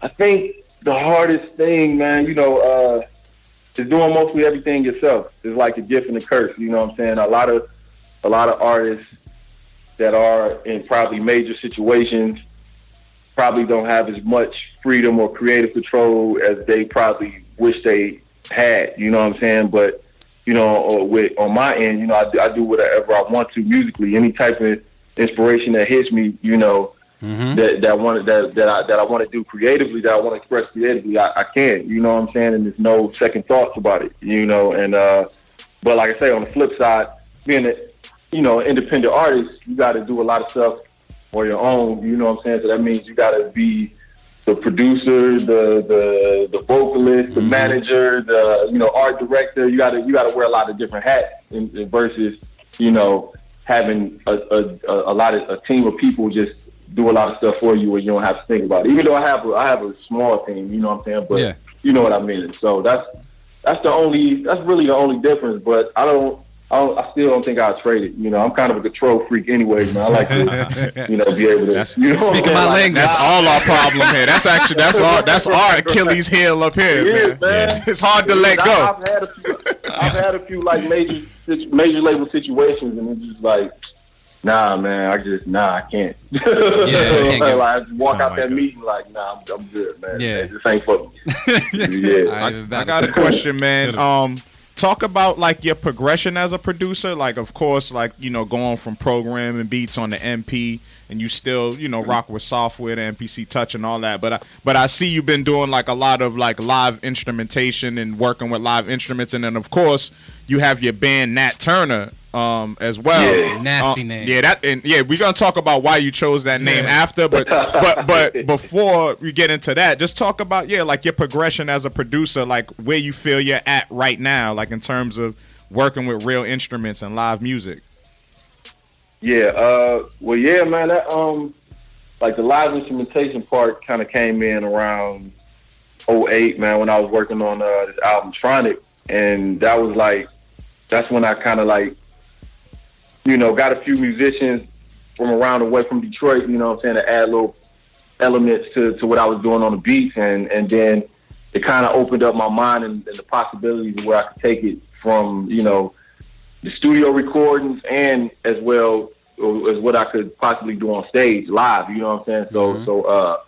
So yeah, and ever since, you know, those epiphanies, when, you know, back then I kind of always kept that live instrumentation a part of my music, you know what I'm saying, in my live show. So yeah, it just, you know, I like live music because I like working with live musicians because it adds that element of I guess like fluidness with the music. Like, you know, when you just programming and sampling something, it feels kind of, it's just like a certain fluidity that it isn't there. You can't really capture versus when you play with a live musician, when you play with live musicians, you know what I'm saying? So I kind of like to have some of that as well incorporated into the music, you know, live horns, live guitar, live bass, you know what I'm saying? Like, you can't duplicate a live bass player, you know what I'm saying? Like, very true. The feeling of a live bass player, I should say. So, so sometimes for certain records, I would, you know, I might feel like, yo, this needs live bass, or this needs live guitar, or whatever. So yeah, there's always gonna be a part of my music. So Nat Turner, talk about that, man. Yeah. That's a powerful name. Yeah. And you guys sound incredible too. Yo, the Rebellion sessions are awesome. Yo, crazy. Thank you, man. Thank you. Awesome. That was something that my man App came up with, man. The keyboard player in the band, man. It was really more so his thing. You know what I'm saying? My man App, he's from DC, and bass player Malik Hunter, he's from DC as well. And Zeb Horton, our drummer Z, you know what I'm saying? He's from Detroit. So, you know, yeah, we kind of put it all together around. Well, I've been working with Ab since since Tronic, since 2008, and he was kind of the one that introduced the idea of me performing with a live band. You know what I'm saying? So me and the live band been rocking since 2008, man. You know what I'm saying? 2009. So yeah, man. And the whole Nat Turner thing kind of came about because it was his band, you know what I'm saying? In DC, it was him, Malik, and he had another drummer in DC. He wasn't using Z as his drummer, but he was like, yo, I'm kind of starting this. I'm about to do this Nat Turner thing, I think, man. You know what I'm saying? I'm like, man, that's kind of crazy. You know what I'm saying? Like that whole name and the whole, and, you know, if you don't know who Nat Turner is, you know, you go do your research. You know what I'm saying? Do your Googles. That name has a lot of meaning. And you said what now? No, I was telling the audience to do their Googles. Yeah, do your Googles on who Nat Turner is, man. It's a powerful dude. So yeah, and I thought, and I was like, man, that's kind of crazy. Nobody like used that as a band name yet. Yeah. But so yeah, man. And at the time, you know, I thought like what we represent, what he represented. You know what I'm saying? I felt like we kind of represented that, but from like a creative artist standpoint. So I felt like it still had a connection, you know what I'm saying? And if you wanted to get deep into like political shit, you know what I'm saying? We feel the same way he did all the way back then. So, but anyways, so that's kind of how it came about, man. You know, and we got together, the Rebellion sessions you was just talking about, we kind of decided to do that. What was that, last year, 2 years ago, I think now. We kind of got in the studio for about a week, man, and just banged that whole project out, you know, and we just wanted to do something, you know, some kind of studio recording because we never had anything down on wax. We just played all of those shows for all these years, and we never recorded anything in the studio. So that's kind of how the Rebellion sessions came about. And you guys heard that he said in a week. Yeah, in a week. Check that project out in a week. Just want to let folks know that. Yeah, they had to go home, man. I was like, man, that was all on my dime. I couldn't afford to have them at my crib for like 2 months. Whatever we come with in a week, yeah, that's that. Just go. Yeah. So let me ask you this: there's been times, you know, and I'm not sure if there's any producers out there listening right now that may have gone through this as well, but There's times in which, people try to get placements, people try to just, follow what they think is the dream when it comes to being a producer, and they don't see the work pay off right away. Right. Was there ever a time where you second-guessed yourself as a producer? Man, this might sound kind of crazy or kind of cocky, but not really. Good. Not really, man. And I don't know if that attitude came from like me just like feeling like, yo, this has to work, or not even that this has to work, just me having a love for only this and nothing else, where it was going to work automatically, you know what I'm saying? Just because I wasn't going to do anything else, you know what I'm saying? So yeah, but with that said, it's not an overnight thing in terms of like getting into the industry and succeeding, you know what I'm saying? That's just, I tell younger artists this all the time that ask me like for like any kind of advice on, man, what should I do, what shouldn't I do, or like what can I do to pop or whatever, get people to care. I'm like, yo, everybody's path is different. You know what I'm saying? Yeah. It's not two artists that have the same exact path. You know what I'm saying? Or and road to like success or just getting in the industry and doing their thing. Like everybody's path is different. So you're gonna have to. So with that said, it's like you kind of got to rely on a lot of your instincts. And only the main thing I can tell a up and coming artist is like, if you're really serious about this, people can't deny, a good product, a great product. So if you work on whatever you do, whether it's beats, rapping, singing, whatever kind of art you do, if you work on being great at what you do, you're eventually going to, rise, you know what I'm saying, to the top or get seen or get heard or be exposed. You know what I'm saying? You might not be the biggest artist in the world, but if you're doing something that's dope, musically or whatever that you do, you're going to somebody's going to hear it. Eventually, somebody's going to see it, and the snowball effect is going to happen from there. So yeah, that'd be like my main advice to people. Like, man, just if this is what you really love, then study. Be a student of the game. You know what I'm saying? Be a student of music, man. Because I feel like I couldn't imagine growing up in this era, man. Like where with the internet and just everything digital and just this era is just so much. I don't know how old y'all are, but this era is like so much different than how we grew up in the 90s. You know what I'm saying? Yeah, so it's like I couldn't imagine with all of the access, like how my brain would work. So it's kind of hard to but one thing I do know, the common thread from this era to last era to the era before that is that people that really are students of the game and really relentless about their work ethic are the ones that win, or the ones that succeed or get ahead, or the ones that get seen, get heard. So yeah. So yeah, I got a question for you. What did you do to make your sound stand out? Because you've been around Dilla and a bunch of other greats, so I'm pretty sure you picked up a few things from them. What did you do to make your sound stand out? Like what practices? I think even with that, man, I tell cats whoever you love as an artist, whatever producers or rappers or whoever singers influence you. Really study what they do to make them great. You know what I'm saying? Whatever that is, really put your ear, because Dilla never taught me how to do anything on it. No one ever taught me how to do anything with beats. So I had to really sit there for hours and hours and days and weeks and years and sit there in front of my speakers and try to pick every little thing apart about every artist that I love that I wanted to be like. You know what I'm saying? I had to sit there and figure out, man, how are they getting the sound? You know what I'm saying? So yeah, and I think when you kind of dove into what's the phrase? To be great, you got to study greatness. You know what I'm saying? So you really have to study the people that you love, and I think your voice is going to naturally shine through. You know what I'm saying? You're gonna end up automatically developing your own style that's going to separate you from everyone else. So yeah, when you ask me what did I do to stand out, I didn't really do anything specific. You know what I'm saying? I never really sat there and had a thought man, I'm gonna put this, I'm gonna EQ my snares like this, or I'm gonna persistent in my beats, just so, you know what I'm saying? It wasn't really nothing like that. I study who I study, the Premiers, the Pete Rocks, the Dillas, the Timberlands, you know what I'm saying? And I just naturally, you know, came into my own voice. You know what I'm saying? I think every producer would do that eventually, you know what I'm saying? So yeah. That's what I wanted the new producers to hear, because they all think they can just copy and do the same sound over and over. So thank you. Yeah.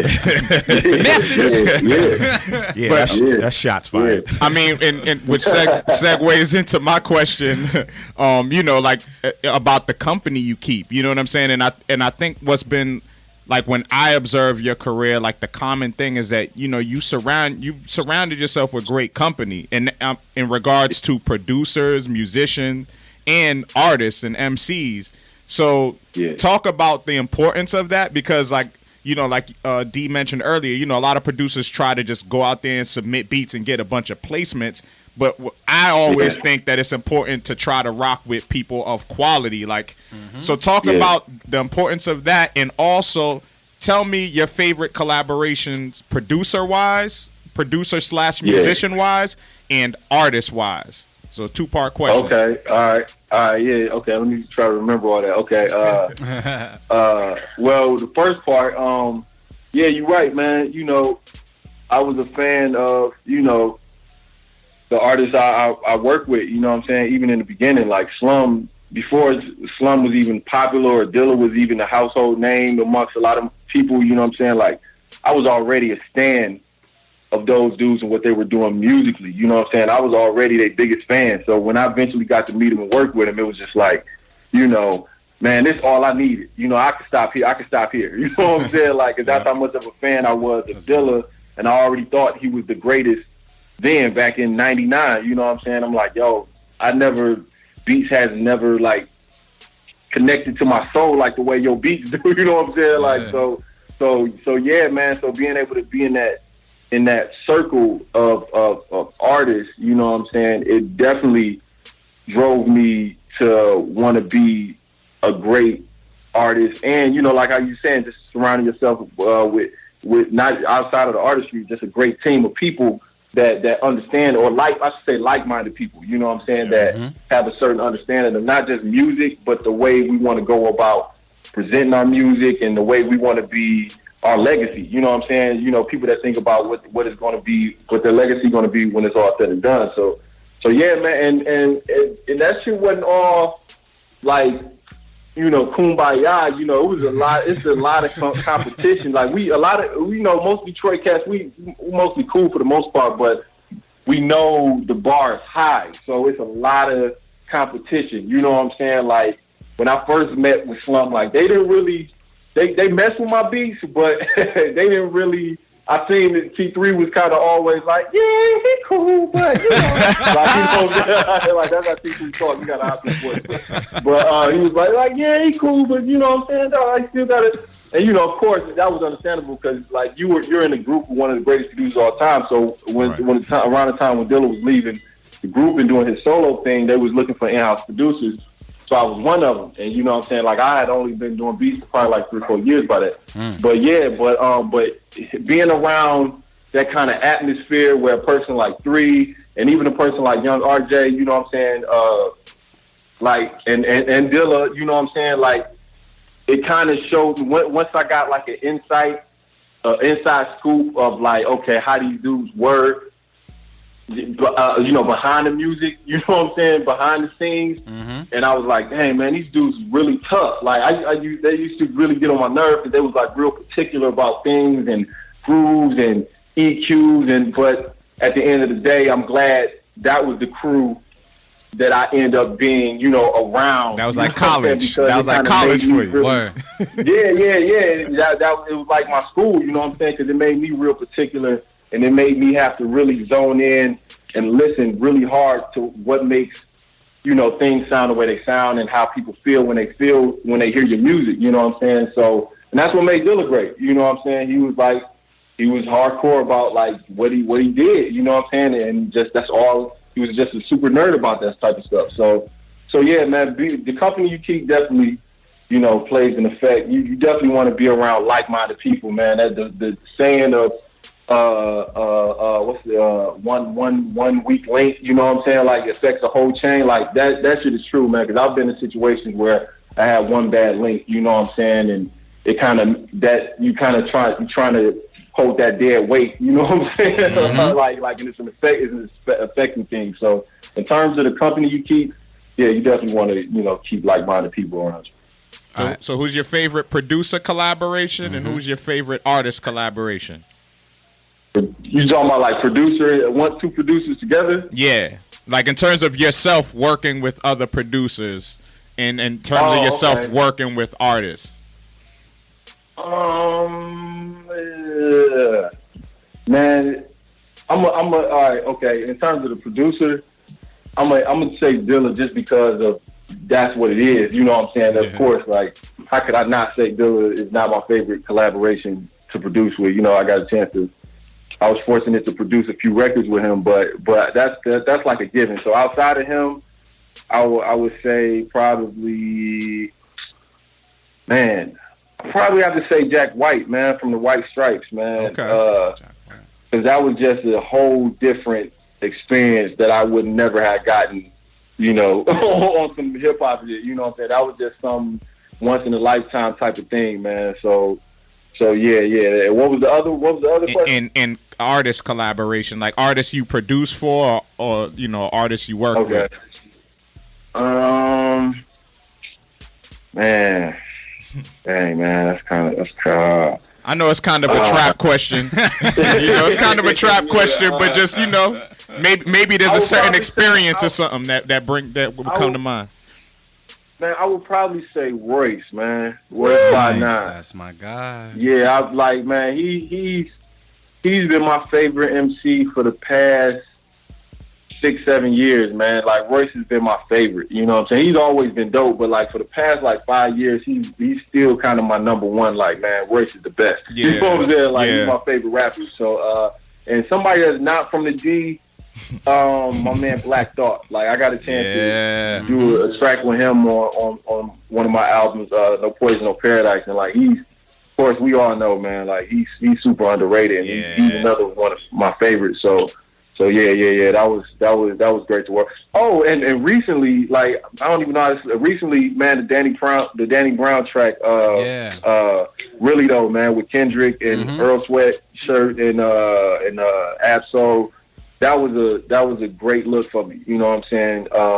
Shout out to Danny. Shout out to them. You know what I'm saying? That was a great look for me, and it was dope to because all four of those cats, I'm fans of. Well, I already worked with Danny, a lot of different times before, but the other three, Earl, Ab, and Kendrick, of course, was guys that I eventually wanted to get tracks to. You know what I'm saying? So it was kind of crazy to have all four of them on one record. But yeah, that was a great collab.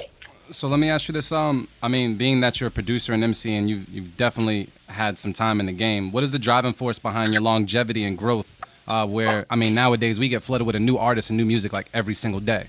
So what's allowing you to stay here? What do you think is the driving force behind your sound and why you're still here?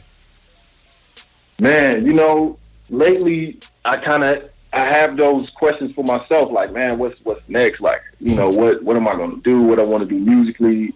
Do I want to try something else? What is going to be, because you don't want to ever get bored with it. And you want to always keep stuff fresh and exciting, not just for yourself, but for the fans as well. So I think that's always the toughest part, so it's always good to hear other artists coming with dope shit, you know what I'm saying? Because that's always inspiring you, and artists need that inspiration, man. You know what I'm saying? As well, we have to kind of feed off each other. So so yeah, man. That's kind of the thing that it's been some projects that came out. You know what I'm saying? In the last couple of years that I really dug. You know what I'm saying? That kind of gave me a spark and gave me some ideas, and you know what I'm saying, to what I want, where I want to go next, and digging into.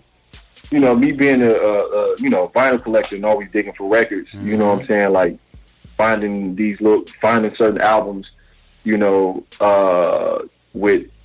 from artists that's coming with some other crazy shit. That always inspired me. And I've been kind of thinking about, trying my hand at something just totally far removed from hip hop production aesthetic, you know what I'm saying? But at the same time, I know it got to be right. So I kind of just been like experimenting a little bit at home. But yeah, man, I think that's kind of where I try to, you know, grab inspiration from, is just hopefully hearing something from some other artists that like inspire me, like, oh shit, such and such coming with some shit. And lately it kind of been like that, man. Like I've been hearing, like I said, it's a lot of new producers, younger producers, man, that's really like making some shit out here. You know what I'm saying? It's like kind of made me feel like, oh shit, like okay, I gotta make sure my sword stays sharp. You know what I'm saying? like very true. Real. So yeah. Yeah, man. I got one last question, man. This is Merren here. You know, this Beat Club podcast thing, you know, you had asked us earlier. We just started doing this, you know, 5-6 months ago, but this is an extension of a beat showcase that we've been doing for about 5 years now. It's a beat showcase, beat battle event. Okay. So this is an extension of that. You know, where, you know, we do like an interactive beat battle. We present producers with challenges and different rounds to kind of push them forward. It's not your average beat battle where you just play joints that are pre-made. We make dudes make beats on the spot with you know, different with different challenges that we present them. It's crazy. When you get a moment, definitely check out the site, thestewshowcase.com. But definitely talk about your experience, man, coming up in that beat battle, the beat showcase culture. Of course, there's the classic boiler room footage, like, you know what I'm saying? Like that, you know, some crazy moments, you know, there's some crazy moments. But talk about that culture, man, why that's important to kind of push yourself forward as a producer and challenge yourself as a producer, because it makes you want to step your game up, man. Talk about that. Yeah, man, those battles and those, like, you know, showcases, beat showcases, like, it definitely, like, I've never really been in a beat battle necessarily, and I don't even think I want to get in one, because that's a whole, it's like all the cats that, like the producers that's in the beat battle world, like that's a whole different, like, mind state and approach to beats that, like, I don't know if I got that skill yet. You know what I'm saying? It would take me some time to, like, put together some battle beats, sounding beats, you know what I'm saying? Like, just kind of like how to battle rap and, you know, rappers that make songs, they're like two different things, but you know, me knowing about that world, me, you know, being at showcases and being around, you know, beat battles and all that type of stuff, like you say, it definitely helps. It sees who's, like, it separates the men from the boys type of thing, and it like you see who really has the talent and the skill and you know, when it comes to, like, programming tracks, you know what I'm saying, and producing tracks and mixing tracks, and who has the understanding of music. And it kind of pushes you as a producer, like, man, I got to make sure I'm on that same level, you know what I'm saying, in every way, whether it's the actual programming of the beat or the actual understanding of, like, you know, mixing and engineering and making sure your stuff sounds dope sonically and, like, all of that, man. It's a lot of different factors. So yeah, man, you know, I enjoy, like, catching certain cats and catching certain battles and just producers in general, man. You know what I'm saying? I'm always, you know, keeping my ear out and my eyes out for talent, you know what I'm saying? Because, you know, it challenges me, you know what I'm saying? It pushes me. Like, even though I put a lot of music out and people might, you know, I know I have probably some people that look at me like, man, but you did, it's like, but nah, man, it's a learning process. And I think that's another thing up and coming artists have to understand. Like, man, as long as you understand that this is a journey and you always are going to be a student, you know what I'm saying, and you accept that, then you'll go a long way, you know what I'm saying? Because that's how I feel. Like, I'm never satisfied. I'm always trying to learn more, you know what I'm saying, when it comes to terms of, like, what I do. So yeah. And I have one last question, Loopz here. What projects do we have to look forward to in the upcoming year, man? I know you're working. You said you're working on beats. What you got cooking? Yeah, man. I've been just trying to stack a lot of production up. I'm working, trying to knock out this next album. You know, next Black New solo album. More Nat Turner stuff. You know, I'm gonna get back in the studio with those guys and do another project. I don't know if it's gonna be a Rebellion Sessions Part 2 or not, but I'm also doing. I put out a project called Glitches in a Break like a couple years ago, and that's like kind of started to a series that I'm gonna start putting out. So I'm working on the Glitches in the Break Volume 2 right now. So that's kind of like your lost tapes, right? That's kind of like your lost tapes type. Yeah, it's kind of like the lost tapes thing. It's kind of like the project. Artists always need that outlet to like just do. I kind of do what I want to do musically, anyways, even on my solo stuff. But like even with that, it's like I know certain fans want just that straight raw, you know what I'm saying? Like that straight raw Black Milk type of sound or whatever, and Glitches in the Break, that series kind of allows me to like just do what I used to do in the basement, you know what I'm saying? Versus like, I can't really, I don't really approach my Black Milk solo albums like that. But yeah, I'm working on the Glitches in the Break Volume 2 and shows, man, and a couple instrumental albums, man. I plan on to kick out a couple of those, soon. So yeah, man. I'm just working, man, on music. That's a blessing, man. And what should people go to and like listen to now? Like, what do you want people kind of going to right now and checking out after they, turn off our podcast? Where should they go now to go check out your music? Should they go check out the Rebellion sessions? Like, you pushing everything? I would say, man, yeah, just go to your Spotify or your Apple Music and just kind of like, yeah, man, my whole catalog is there. You know what I'm saying? You can go through my whole catalog, and I don't know. I'll probably say start with Popular Demand. You say what? I said Popular Demand. That's a good place to start. I think that's a good place to start. It's a great place to start. You know what I'm saying? I was actually going to say, you said my first album. I was going to say my last album, Hell Below, If There's a Hell Below. But yeah, man, just like I said, my whole catalog is on all the streaming stuff. So yeah, man, just go and dive in, man. You know what I'm saying? I done put a lot of music out over the years. So yeah, I still feel like it's the beginning, man. Like, honestly, good. I still feel like I'm just getting started. So it's a lot of ground to cover still, musically. So yeah.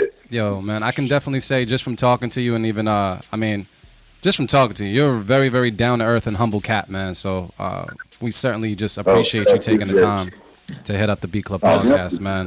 It's all good. It feels good to like talk beat stuff and nerd out about beat stuff with other cats. Yo, we're here every Sunday, man. Really a chance to do a lot of that. Yeah, man. Anytime you want to play, keep it or cut it. Call in on Sunday. You know what I mean? We got people on. We got fans right now hitting you up on Twitter as well. You might see a lot of people atting you and everything. We got people telling you like, yo, you're an animal. Yo, I've been trying. People just loving the fact that you're on the show right now, man. So yeah, anytime you want to play, keep it or cut it. Even if you can't call in, we got the polls up, so you can just click and play. I'm always with it, man. I'm always with it. Yeah, right. And I'm always trying to hear new heat from other people. So yeah, it's all good. Nah, that's dope, man. It's all good. And can we just give a round of applause for Black Milk calling in today? That's dope, man. There's only 3 of us. I wish we had more palms, but it's cool. It's all good. Yeah, man. Just thank you so much for calling in, man, and taking the time just to chop it up with us. I guess before we go out, can you just share like one Dilla story? Can you just share one Dilla story? Like one Dilla story you personally have that we don't know? Like just one Dilla story before we just go on. See, I don't have many Dilla stories. Like the thing is, like he had the studio I worked at. Yeah. That Slum used to work at. It was called RJ Wright Studio, Barack Record Studio. So that was the label they were on. So he used to come up there every now and again. You know what I'm saying? He wasn't up there much. So it wasn't. I missed the whole time with like, in the basement. You know what I'm saying? Like I was too young for all that. But so I mean, I don't know. I think it's hard to like say a story because I feel like just meeting him when I first met him was like enough. Man, like literally, like I say, I was already like how people are today about Dilla. You know what I'm saying? Whether they newcomers or not, you know what I'm saying? Like, I was like that in the late 90s about Dilla. So when I first met him, it was just like, man, meeting a guy, you know what I'm saying? Or meeting a guy. And he was super cool. He super shit. He came to the studio and I knew he was on his way up there. So I was like, on some like, kind of like some bitch shit, nervous and shit. Like, dog. But you know what I'm saying? Like, but yeah, man, cause like, that's how much his music connected with me. But so yeah, he was just mad cool. We sat there. He came up to the studio to do some cuts on some record, man. You know what I'm saying? So So we was just chilling, me, him, T3, Young RJ, just sit there and talk and chill. Oh, I do have a story, man. I just came to mind. So, damn, I don't even know if I should say it. I ain't gonna say this, man. This got crazy. Oh, go for it. It's already out there now. I mean, basically, man, to keep it, I not going too many details. It was one time where it was a cat that came to the studio and wanted to learn how to work the XL, the MPC 2000 XL, and his moms had brought him up, and it just kind of like randomly just came up in the door just walked up in the studio like, my son wanted da-da-da-da. So somebody was like, yo, Black can show you work on the XL. So I'm showing, and then Dilla's here at the time. Dilla and Frankenday is at the studio at the time, and so I show him or whatever, the functions or whatever. So we done, and he's kind of sitting, his kid is kind of sitting on the couch, and Dilla's sitting at the board, Young Jay, Frankenday, and we all just kind of chopping it up. Kid ain't really saying nothing, and then just out of nowhere, this kid was just like, yo, man, let's start a cypher session. And I was like, oh, no, bro. Like, no, bro. Why you say let's start a cypher, dog? No, man. And the facial expression Dilla had, it was like, man, you know what? I'll see y'all later. I'm out, man. That's just like the most hilarious shit ever, man. I just felt bad for the kid, man, because he didn't know. You know what I'm saying? He didn't know who he was in the room with. But that's like one of the story that I always like just kind of think about, because when you listen to Dilla raps, you know what I'm saying? Dilla was a cool dude, but if you really know his raps and you listen, he was he had like a cockiness and an arrogance. Yeah, real arrogant. You know what I'm saying? So, Dilla dog. So yeah, man. yeah. I mean, that's just kind of whatever. But yeah, man. That's like one story that kind of like come to mind real quick. You know what I'm saying? Just him being there. But like it was an honor, man. I'm just glad I got a chance to work with my favorite artist ever. You know what I'm saying? Because a lot of people that's dope. That's a blessing. Don't get the opportunity, man. So yeah, R.I.P. Dilla dog. Yo, shout out to Kareem Riggins too, man. He's somebody's name. That's a name that I don't hear come up enough too, man. He's super talented, so man. Underrated. Kareem Riggins is crazy. Yeah, silent killer right there, man. Yeah, so crazy with the beats, so crazy. Yeah, I see Reem from time to time too, man. And he play me stuff that always like messing my head up. Like, I gotta go back. I gotta go back and work. Back to man. that joke. That's the best feeling. Yeah, that's beautiful, man. Well, thank you again, man, for just calling in and spending some time with us. Definitely going over some Keep It or Cut It, because I know we appreciate it, and I know the producers appreciate it as well. And like we said, we're here every Sunday, man. You can even check us on iTunes if you miss an episode, but feel free to call in, hit us up, or whatever it is, man. Yeah, man. You part of the family, man. Yeah. You part of the Beat Club family over here, man. You know what I mean? Good So, to know, man. For sure. Thank y'all. Thank you so much, man, and thank you just for being a part of the Beat Club podcast, sir. By the way, we dropped this on Tuesday, so you might just see us blowing you up on Tuesday on Twitter once it drops as well, man. But thank you so much, and peace and blessings, and just salute to all your future ventures, man. You're doing a dope job, and the band Nat Turner is sick. Yeah, sir. It's crazy. Thank y'all, man. I appreciate it, man. Yeah, man. I'm gonna keep going. Speedy recovery, man, so yes. you can get back on tour, man. Yeah. Oh hell yeah! Y'all see me in a minute, man. I actually think I got a gig in Boston too, man. Like in August. In maybe. August, Like, yeah, in August. Yeah. In August, we crossing the T's and dotting the I's on that. Yeah, kinda. Yeah, so Yeah, just a little I'll be good by then. Word. I think if you want to, you can listen in, because I'm about to bust Merren's ass right now, and about to do it. About to Yeah, we gotta do it. We gotta do it. All right. But yo, we're gonna say peace out to Black Milk right now. Thank you, brother. Thank you so much, and enjoy the rest of your Sunday, man. Peace and For blessings. sure. Y'all too. Peace. Go watch that GS Cavs game. Yeah. All right, cool, man. That was dope. Shout out to Black Milk. Yeah. Shout out to Merren. Shout out to ArtofficialAvi. Shout out to Dee Loopz. Shout out to Gag Order. And shout out to Dimitri. Yeah. Dimitri, I really got to bust Merren's ass real quick, if it's cool. We got time. We got time. We got a few minutes. The messed up part is I don't know what any of my beats sound like, so I'm talking all this shit. So you pick. I didn't even get to pick. I didn't get to pick yet. anything. I gotta. Who picked? AV? Nah. I didn't even. We gotta pick go yet. back. Like, I'm feeling different now. I done Yeah, talked to Black okay. Milk and shit, so now I gotta pick my beats a little different. So we going tune for tune. Make sure y'all come out to the Stew Beat Showcase later on tonight, man. If you're in the Boston, New England area, doors open at 8 p.m. That's at Wonder Bar. That's 186 Harvard Ave. My beats at. You know what I'm saying? Make sure you come out to Wonder Bar Boston. The Beat Showcase, the Stew Beat Showcase. And producers, man, if you feeling, amped right now, you can walk through the door on that open kitchen. You know what I'm saying? You pay at the door and you just get a chance to actually compete for that $1,000 grand finale slot, man. So come through, man. The Stew Beat Showcase tonight, man. And we giving y'all kind of an idea of what we do during our Tune for Tune segment right now. So first round. And then Merren, what I'm gonna do? You got your Slack open, right? Because I'm about to send you your list just so you can have it ahead of time. Got you. We doing the full thing? What you mean the full thing? We going 3 rounds? Hell yeah! Okay, let's go. I'm waiting for this. We got time. Hell yeah! We got time. We ain't got. I mean, we got shit to do, but not right now. We got time. I gotta see what's good. But Merren, you got that list? Check. I think. All right, cool. I got my list as well. Let me see what's going on. I didn't number these joints. Said we got time, cuz. We got time. We got time, cuz. All right. So, Ava, you got your pick? Oh yeah, you're right. I did pick. I chose Maury Harris, Cutting Up. Yeah, let's pick That's all what it 3 of our joints. Let's make it easy from now. That's how you want to do it? Yeah. All right. Dimitri, you go with lining these things up, and we can just do 3 at a time. He's like, I can do that. It's not bad. Yeah. Pick all 3. All right. So to match up with Maury Harris, Cutting Up, what you hitting with, Merren?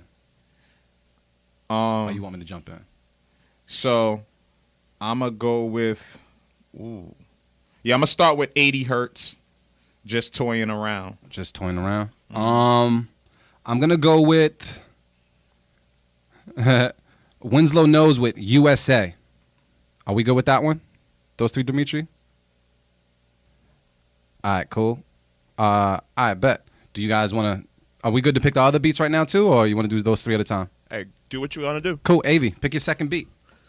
I'm gonna go with Stephen Gunn. I don't know that name, so I'm gonna go with that one. Oh, the Delta Flight. All right, Merren, what's the word? Delta Flight. I'm gonna go with. I'm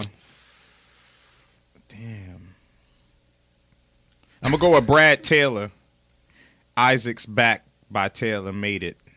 Yeah. Right. Yep. Cool. And you ready for my selection, Dimitri? I'm going with Courtney French with Low Wogie Beat. I think that's what that's called. All right, cool. Ava, your last beat. Loose Connection. Oh, this guy. You didn't even have to say the title. It's a Loose Connection. All right. Oh man. What you got, Merren? I'm a shout out a lady producer, Miss Vane Productions, Back Together. I'm gonna rock with that. All right. And I'm gonna go with I like this sample. I hope it's the sample. I'm gonna go with 10th Planet, Charles in Charge. Cool. So we're gonna line these things up. Dimitri, you let me know when you're ready. You ready too? I'm ready. All right, let's get this round ready. Let's go. Ready for this right now? Let's go. Tune for tune.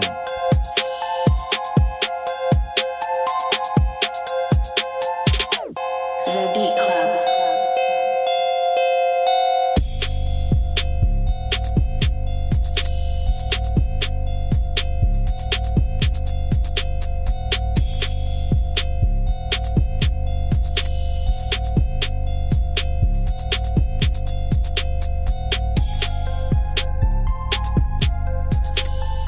The Beat Club.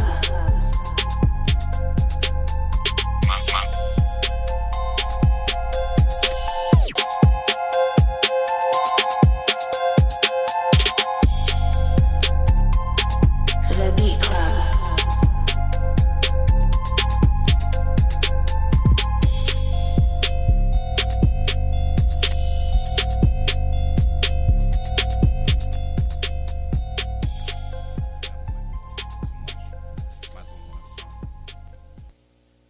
All right, Merren's beat, man. Which one? What was Merren's beat? Merren, what'd you pick? 80 Hertz. 80 Hertz? Let go.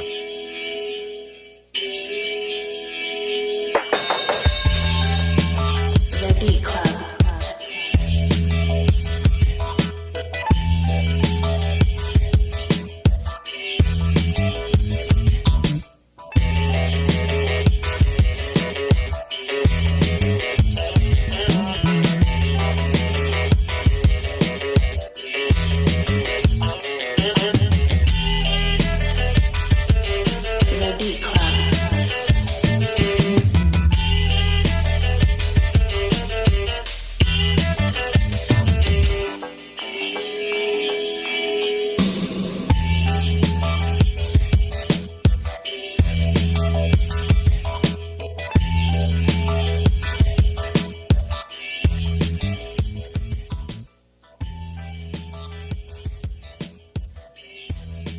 go. Let's Dee Loopz. Let's put my beat out there, man.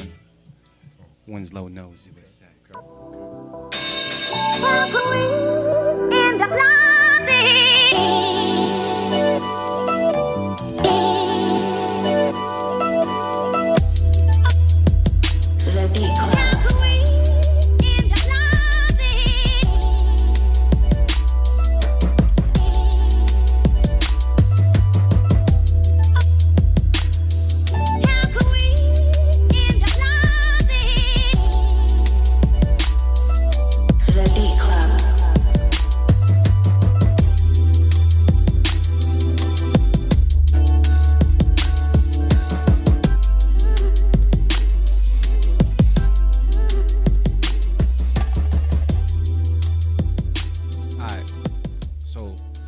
Safe to say what? I probably took that one, right? Yeah, Cool, you got that, brother. Cool. Yeah. Well, we can get ready for round 2 if that's the case, because we could just, move right on. You guys ready for round 2? Let's do it. What was your pick again, AB? Round 2. Hold on, I gotta see him. Yeah, I forgot what your pick was. I know I picked Low Wogie Beat by Courtney French. Yeah. And what'd you pick? 2240, the Delta Flight by. Damn, I missed that. Stephen Gunn? Yeah, Stephen Gunn. And then Merren, you was. And I had Brad Taylor. All right, cool. Brad Let's go.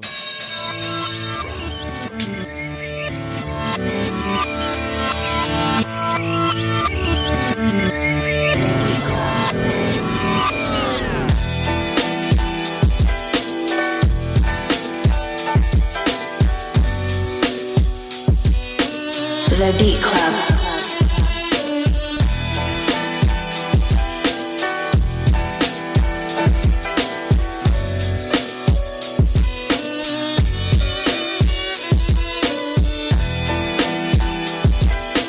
The Beat Club.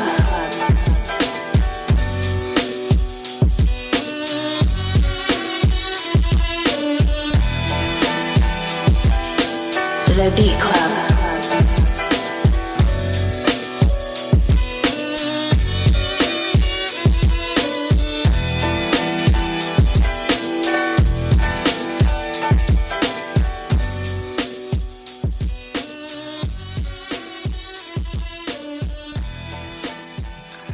All right.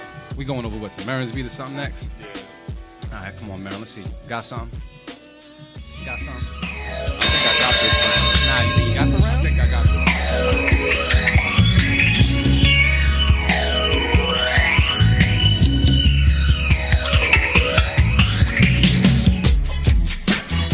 The Beat Club.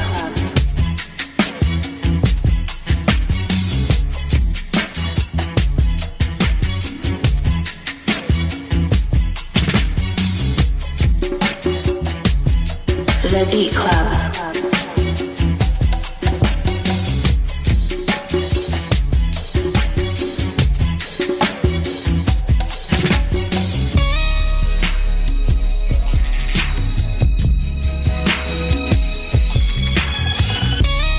The Beat Club.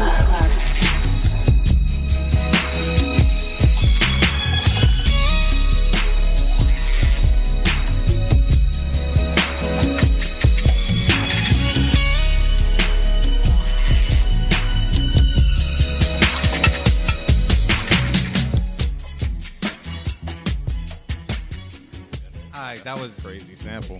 that was some fire. Feeling That was good. some I'm fire. feeling good about this round. I'm feeling good. Okay. All right, let's see what I got. Let's go, man. Let's get up in there. Let's get that Dee Loopz ass open. The Beat Club.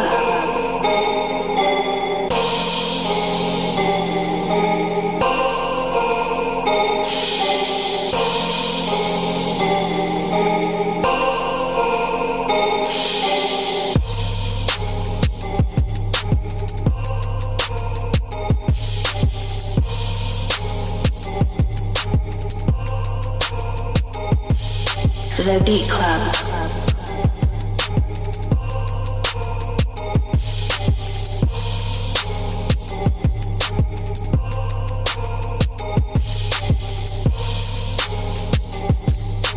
The Beat Club.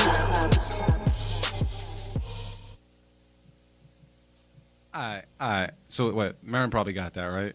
Yeah, I'll take that round, fam. Is it safe that Merren took that one? Yeah, I'll take Who that took the round. first round again? I took the first round. Yeah, you took the first round. All right, here we go again, Merren. Yeah. It's about that time. To the wire. Round 3. Let's go. Let's take a listen to this.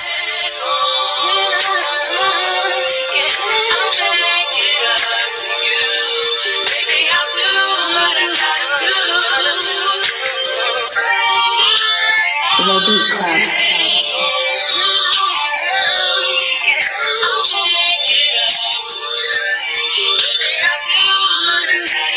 Loose connection.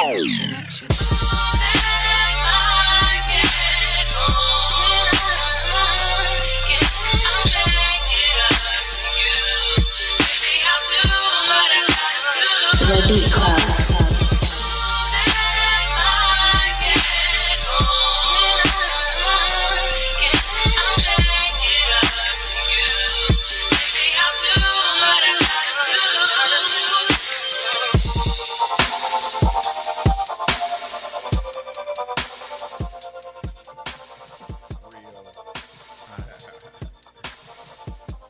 Merren.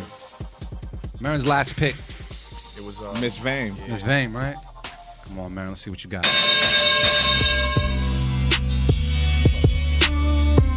that EP right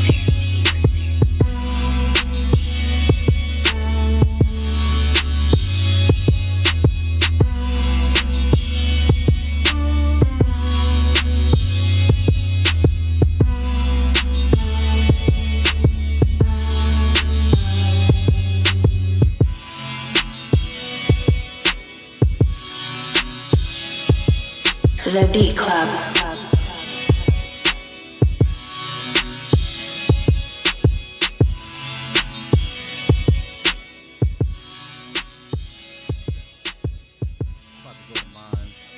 It's cool. I'm ready for that. Nah. Word? I think I might have a good beat. I'm about to get ready for that Tiger uppercut. That's what we got, man. Doesn't that give me equal right? Maybe I haven't done enough. I might be ashamed of that, for not doing enough, for not giving enough, for not being more perceptive, for not being aware enough, for not understanding, for being stupid. If you spit in my face and smack me in the mouth and throw me in solitary confinement for nothing, what do you think's gonna happen when I get out of here?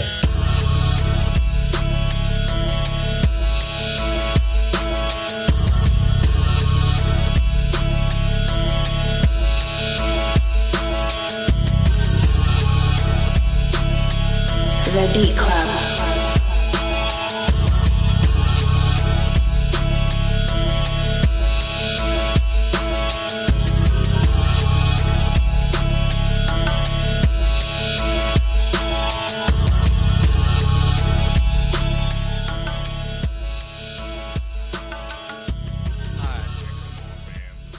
All right, so check it out. So we all felt as though it was kind of scored a little evenly. So we need that one last beat, right? Yeah. That's what you. Are we in agreement? That one last beat. Yeah. All right, Avi, start it off. I already got my beat. I think I do. Start it off. What are you thinking? Hold on. These folders gotta go back real quick. I think I left one in the chamber too. I think I'm gonna go with. I'm gonna go with Skrill Beats. All right, we're gonna go with Skrill Beats. Though. Look like it's called Skrill Merren. Beats. All right, I'm gonna take it to the Yacht Club Okay. at what is that? UTR Alien. All right, cool. And I'm gonna go with Josh Griffin with Skulls and Roses. Cool So with this that? is it, man. This is the deciding factor right here. Yeah, because they on couldn't. Chune for Chune. Yeah. So we're gonna get into it right now. Let's go.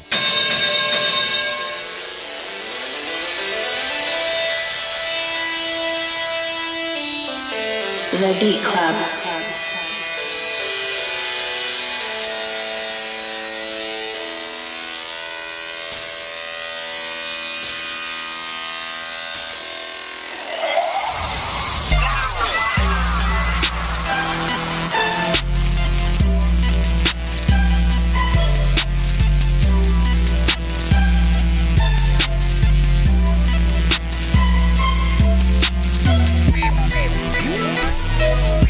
The Beat Club.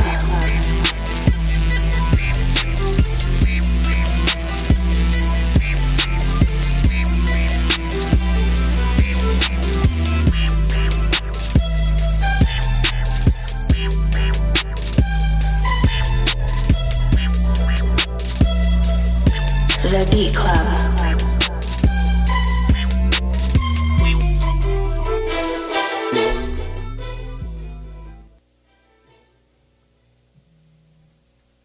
About to go motivate Merren's pick. Let go.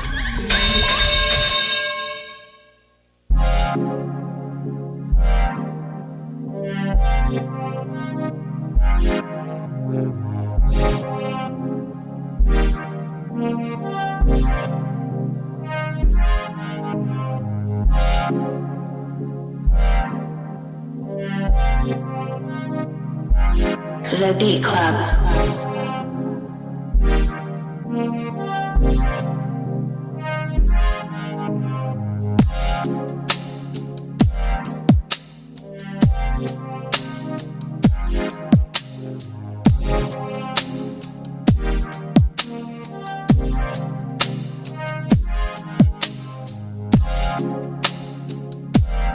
The Beat Club.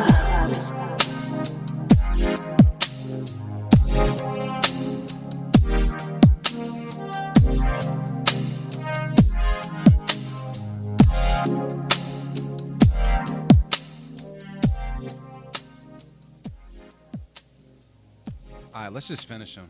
Let's just finish him. Bye, Merren. Bye, AV. Josh Griffin, Skulls and Roses.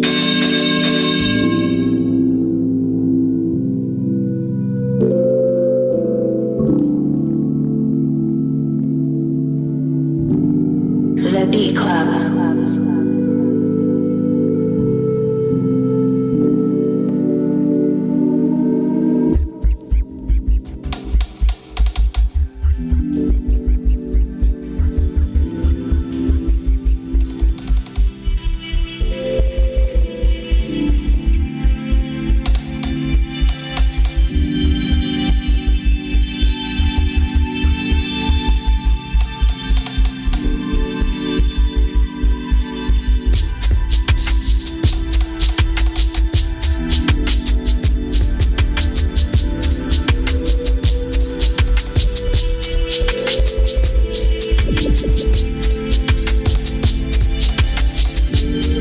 The Beat Club.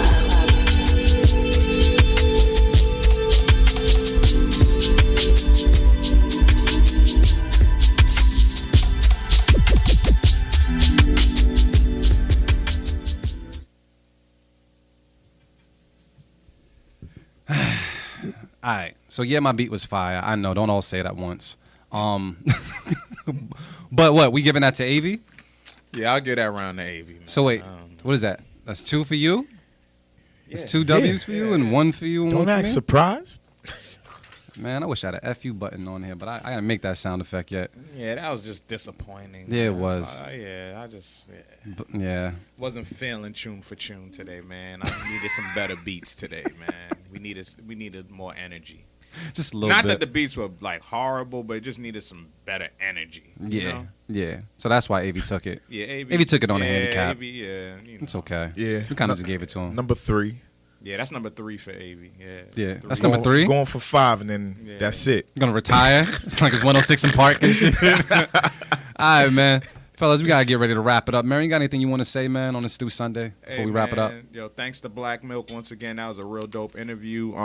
Thanks for everybody for tuning in, man, and the ongoing support. And we just keep building, man. So much love to the producer community out there, man, because this is for y'all. We do this for y'all. And the Stew tonight, 8 p.m., Wonder Bar Boston. I'm really looking forward. We got a dope panel. Shout out to all the judges. We got Bedlam from Show Off and Killer Boombox. We got Dart Adams from Killer Boombox as well. Of course, our resident judge. And then we got Champ Chuck from Overdog Radio. Shout out to all of you guys for coming through. And yeah, man, get to that door. Are the online ticket sales done? We shut it down? It's still up right now. It's still up. So if you catch, I think catch it's the still last up for couple like, minutes before I shut it down. Yeah, it's still up for like the next 40 minutes. So until like 4 p.m., you can get those advanced reduced tickets. But after that, you just pay at the door and walk in, man, and come through and just one of the dopest events in the city. And We about to take this shit to Hollywood, man. All the way. Artificial Avi, you got anything you want to say to the people before we go? Man, just pull up. That's it. Pull up to the stew tonight. All right. I'm going to say thank you to Black Mill for calling in. Thank you to everybody on Twitter and Facebook and Instagram. Everybody that rocks with the Beat Club podcast. We got nothing but love for you guys. Salute to us for making this our 20th episode, man, on the Stew Sunday. Shit.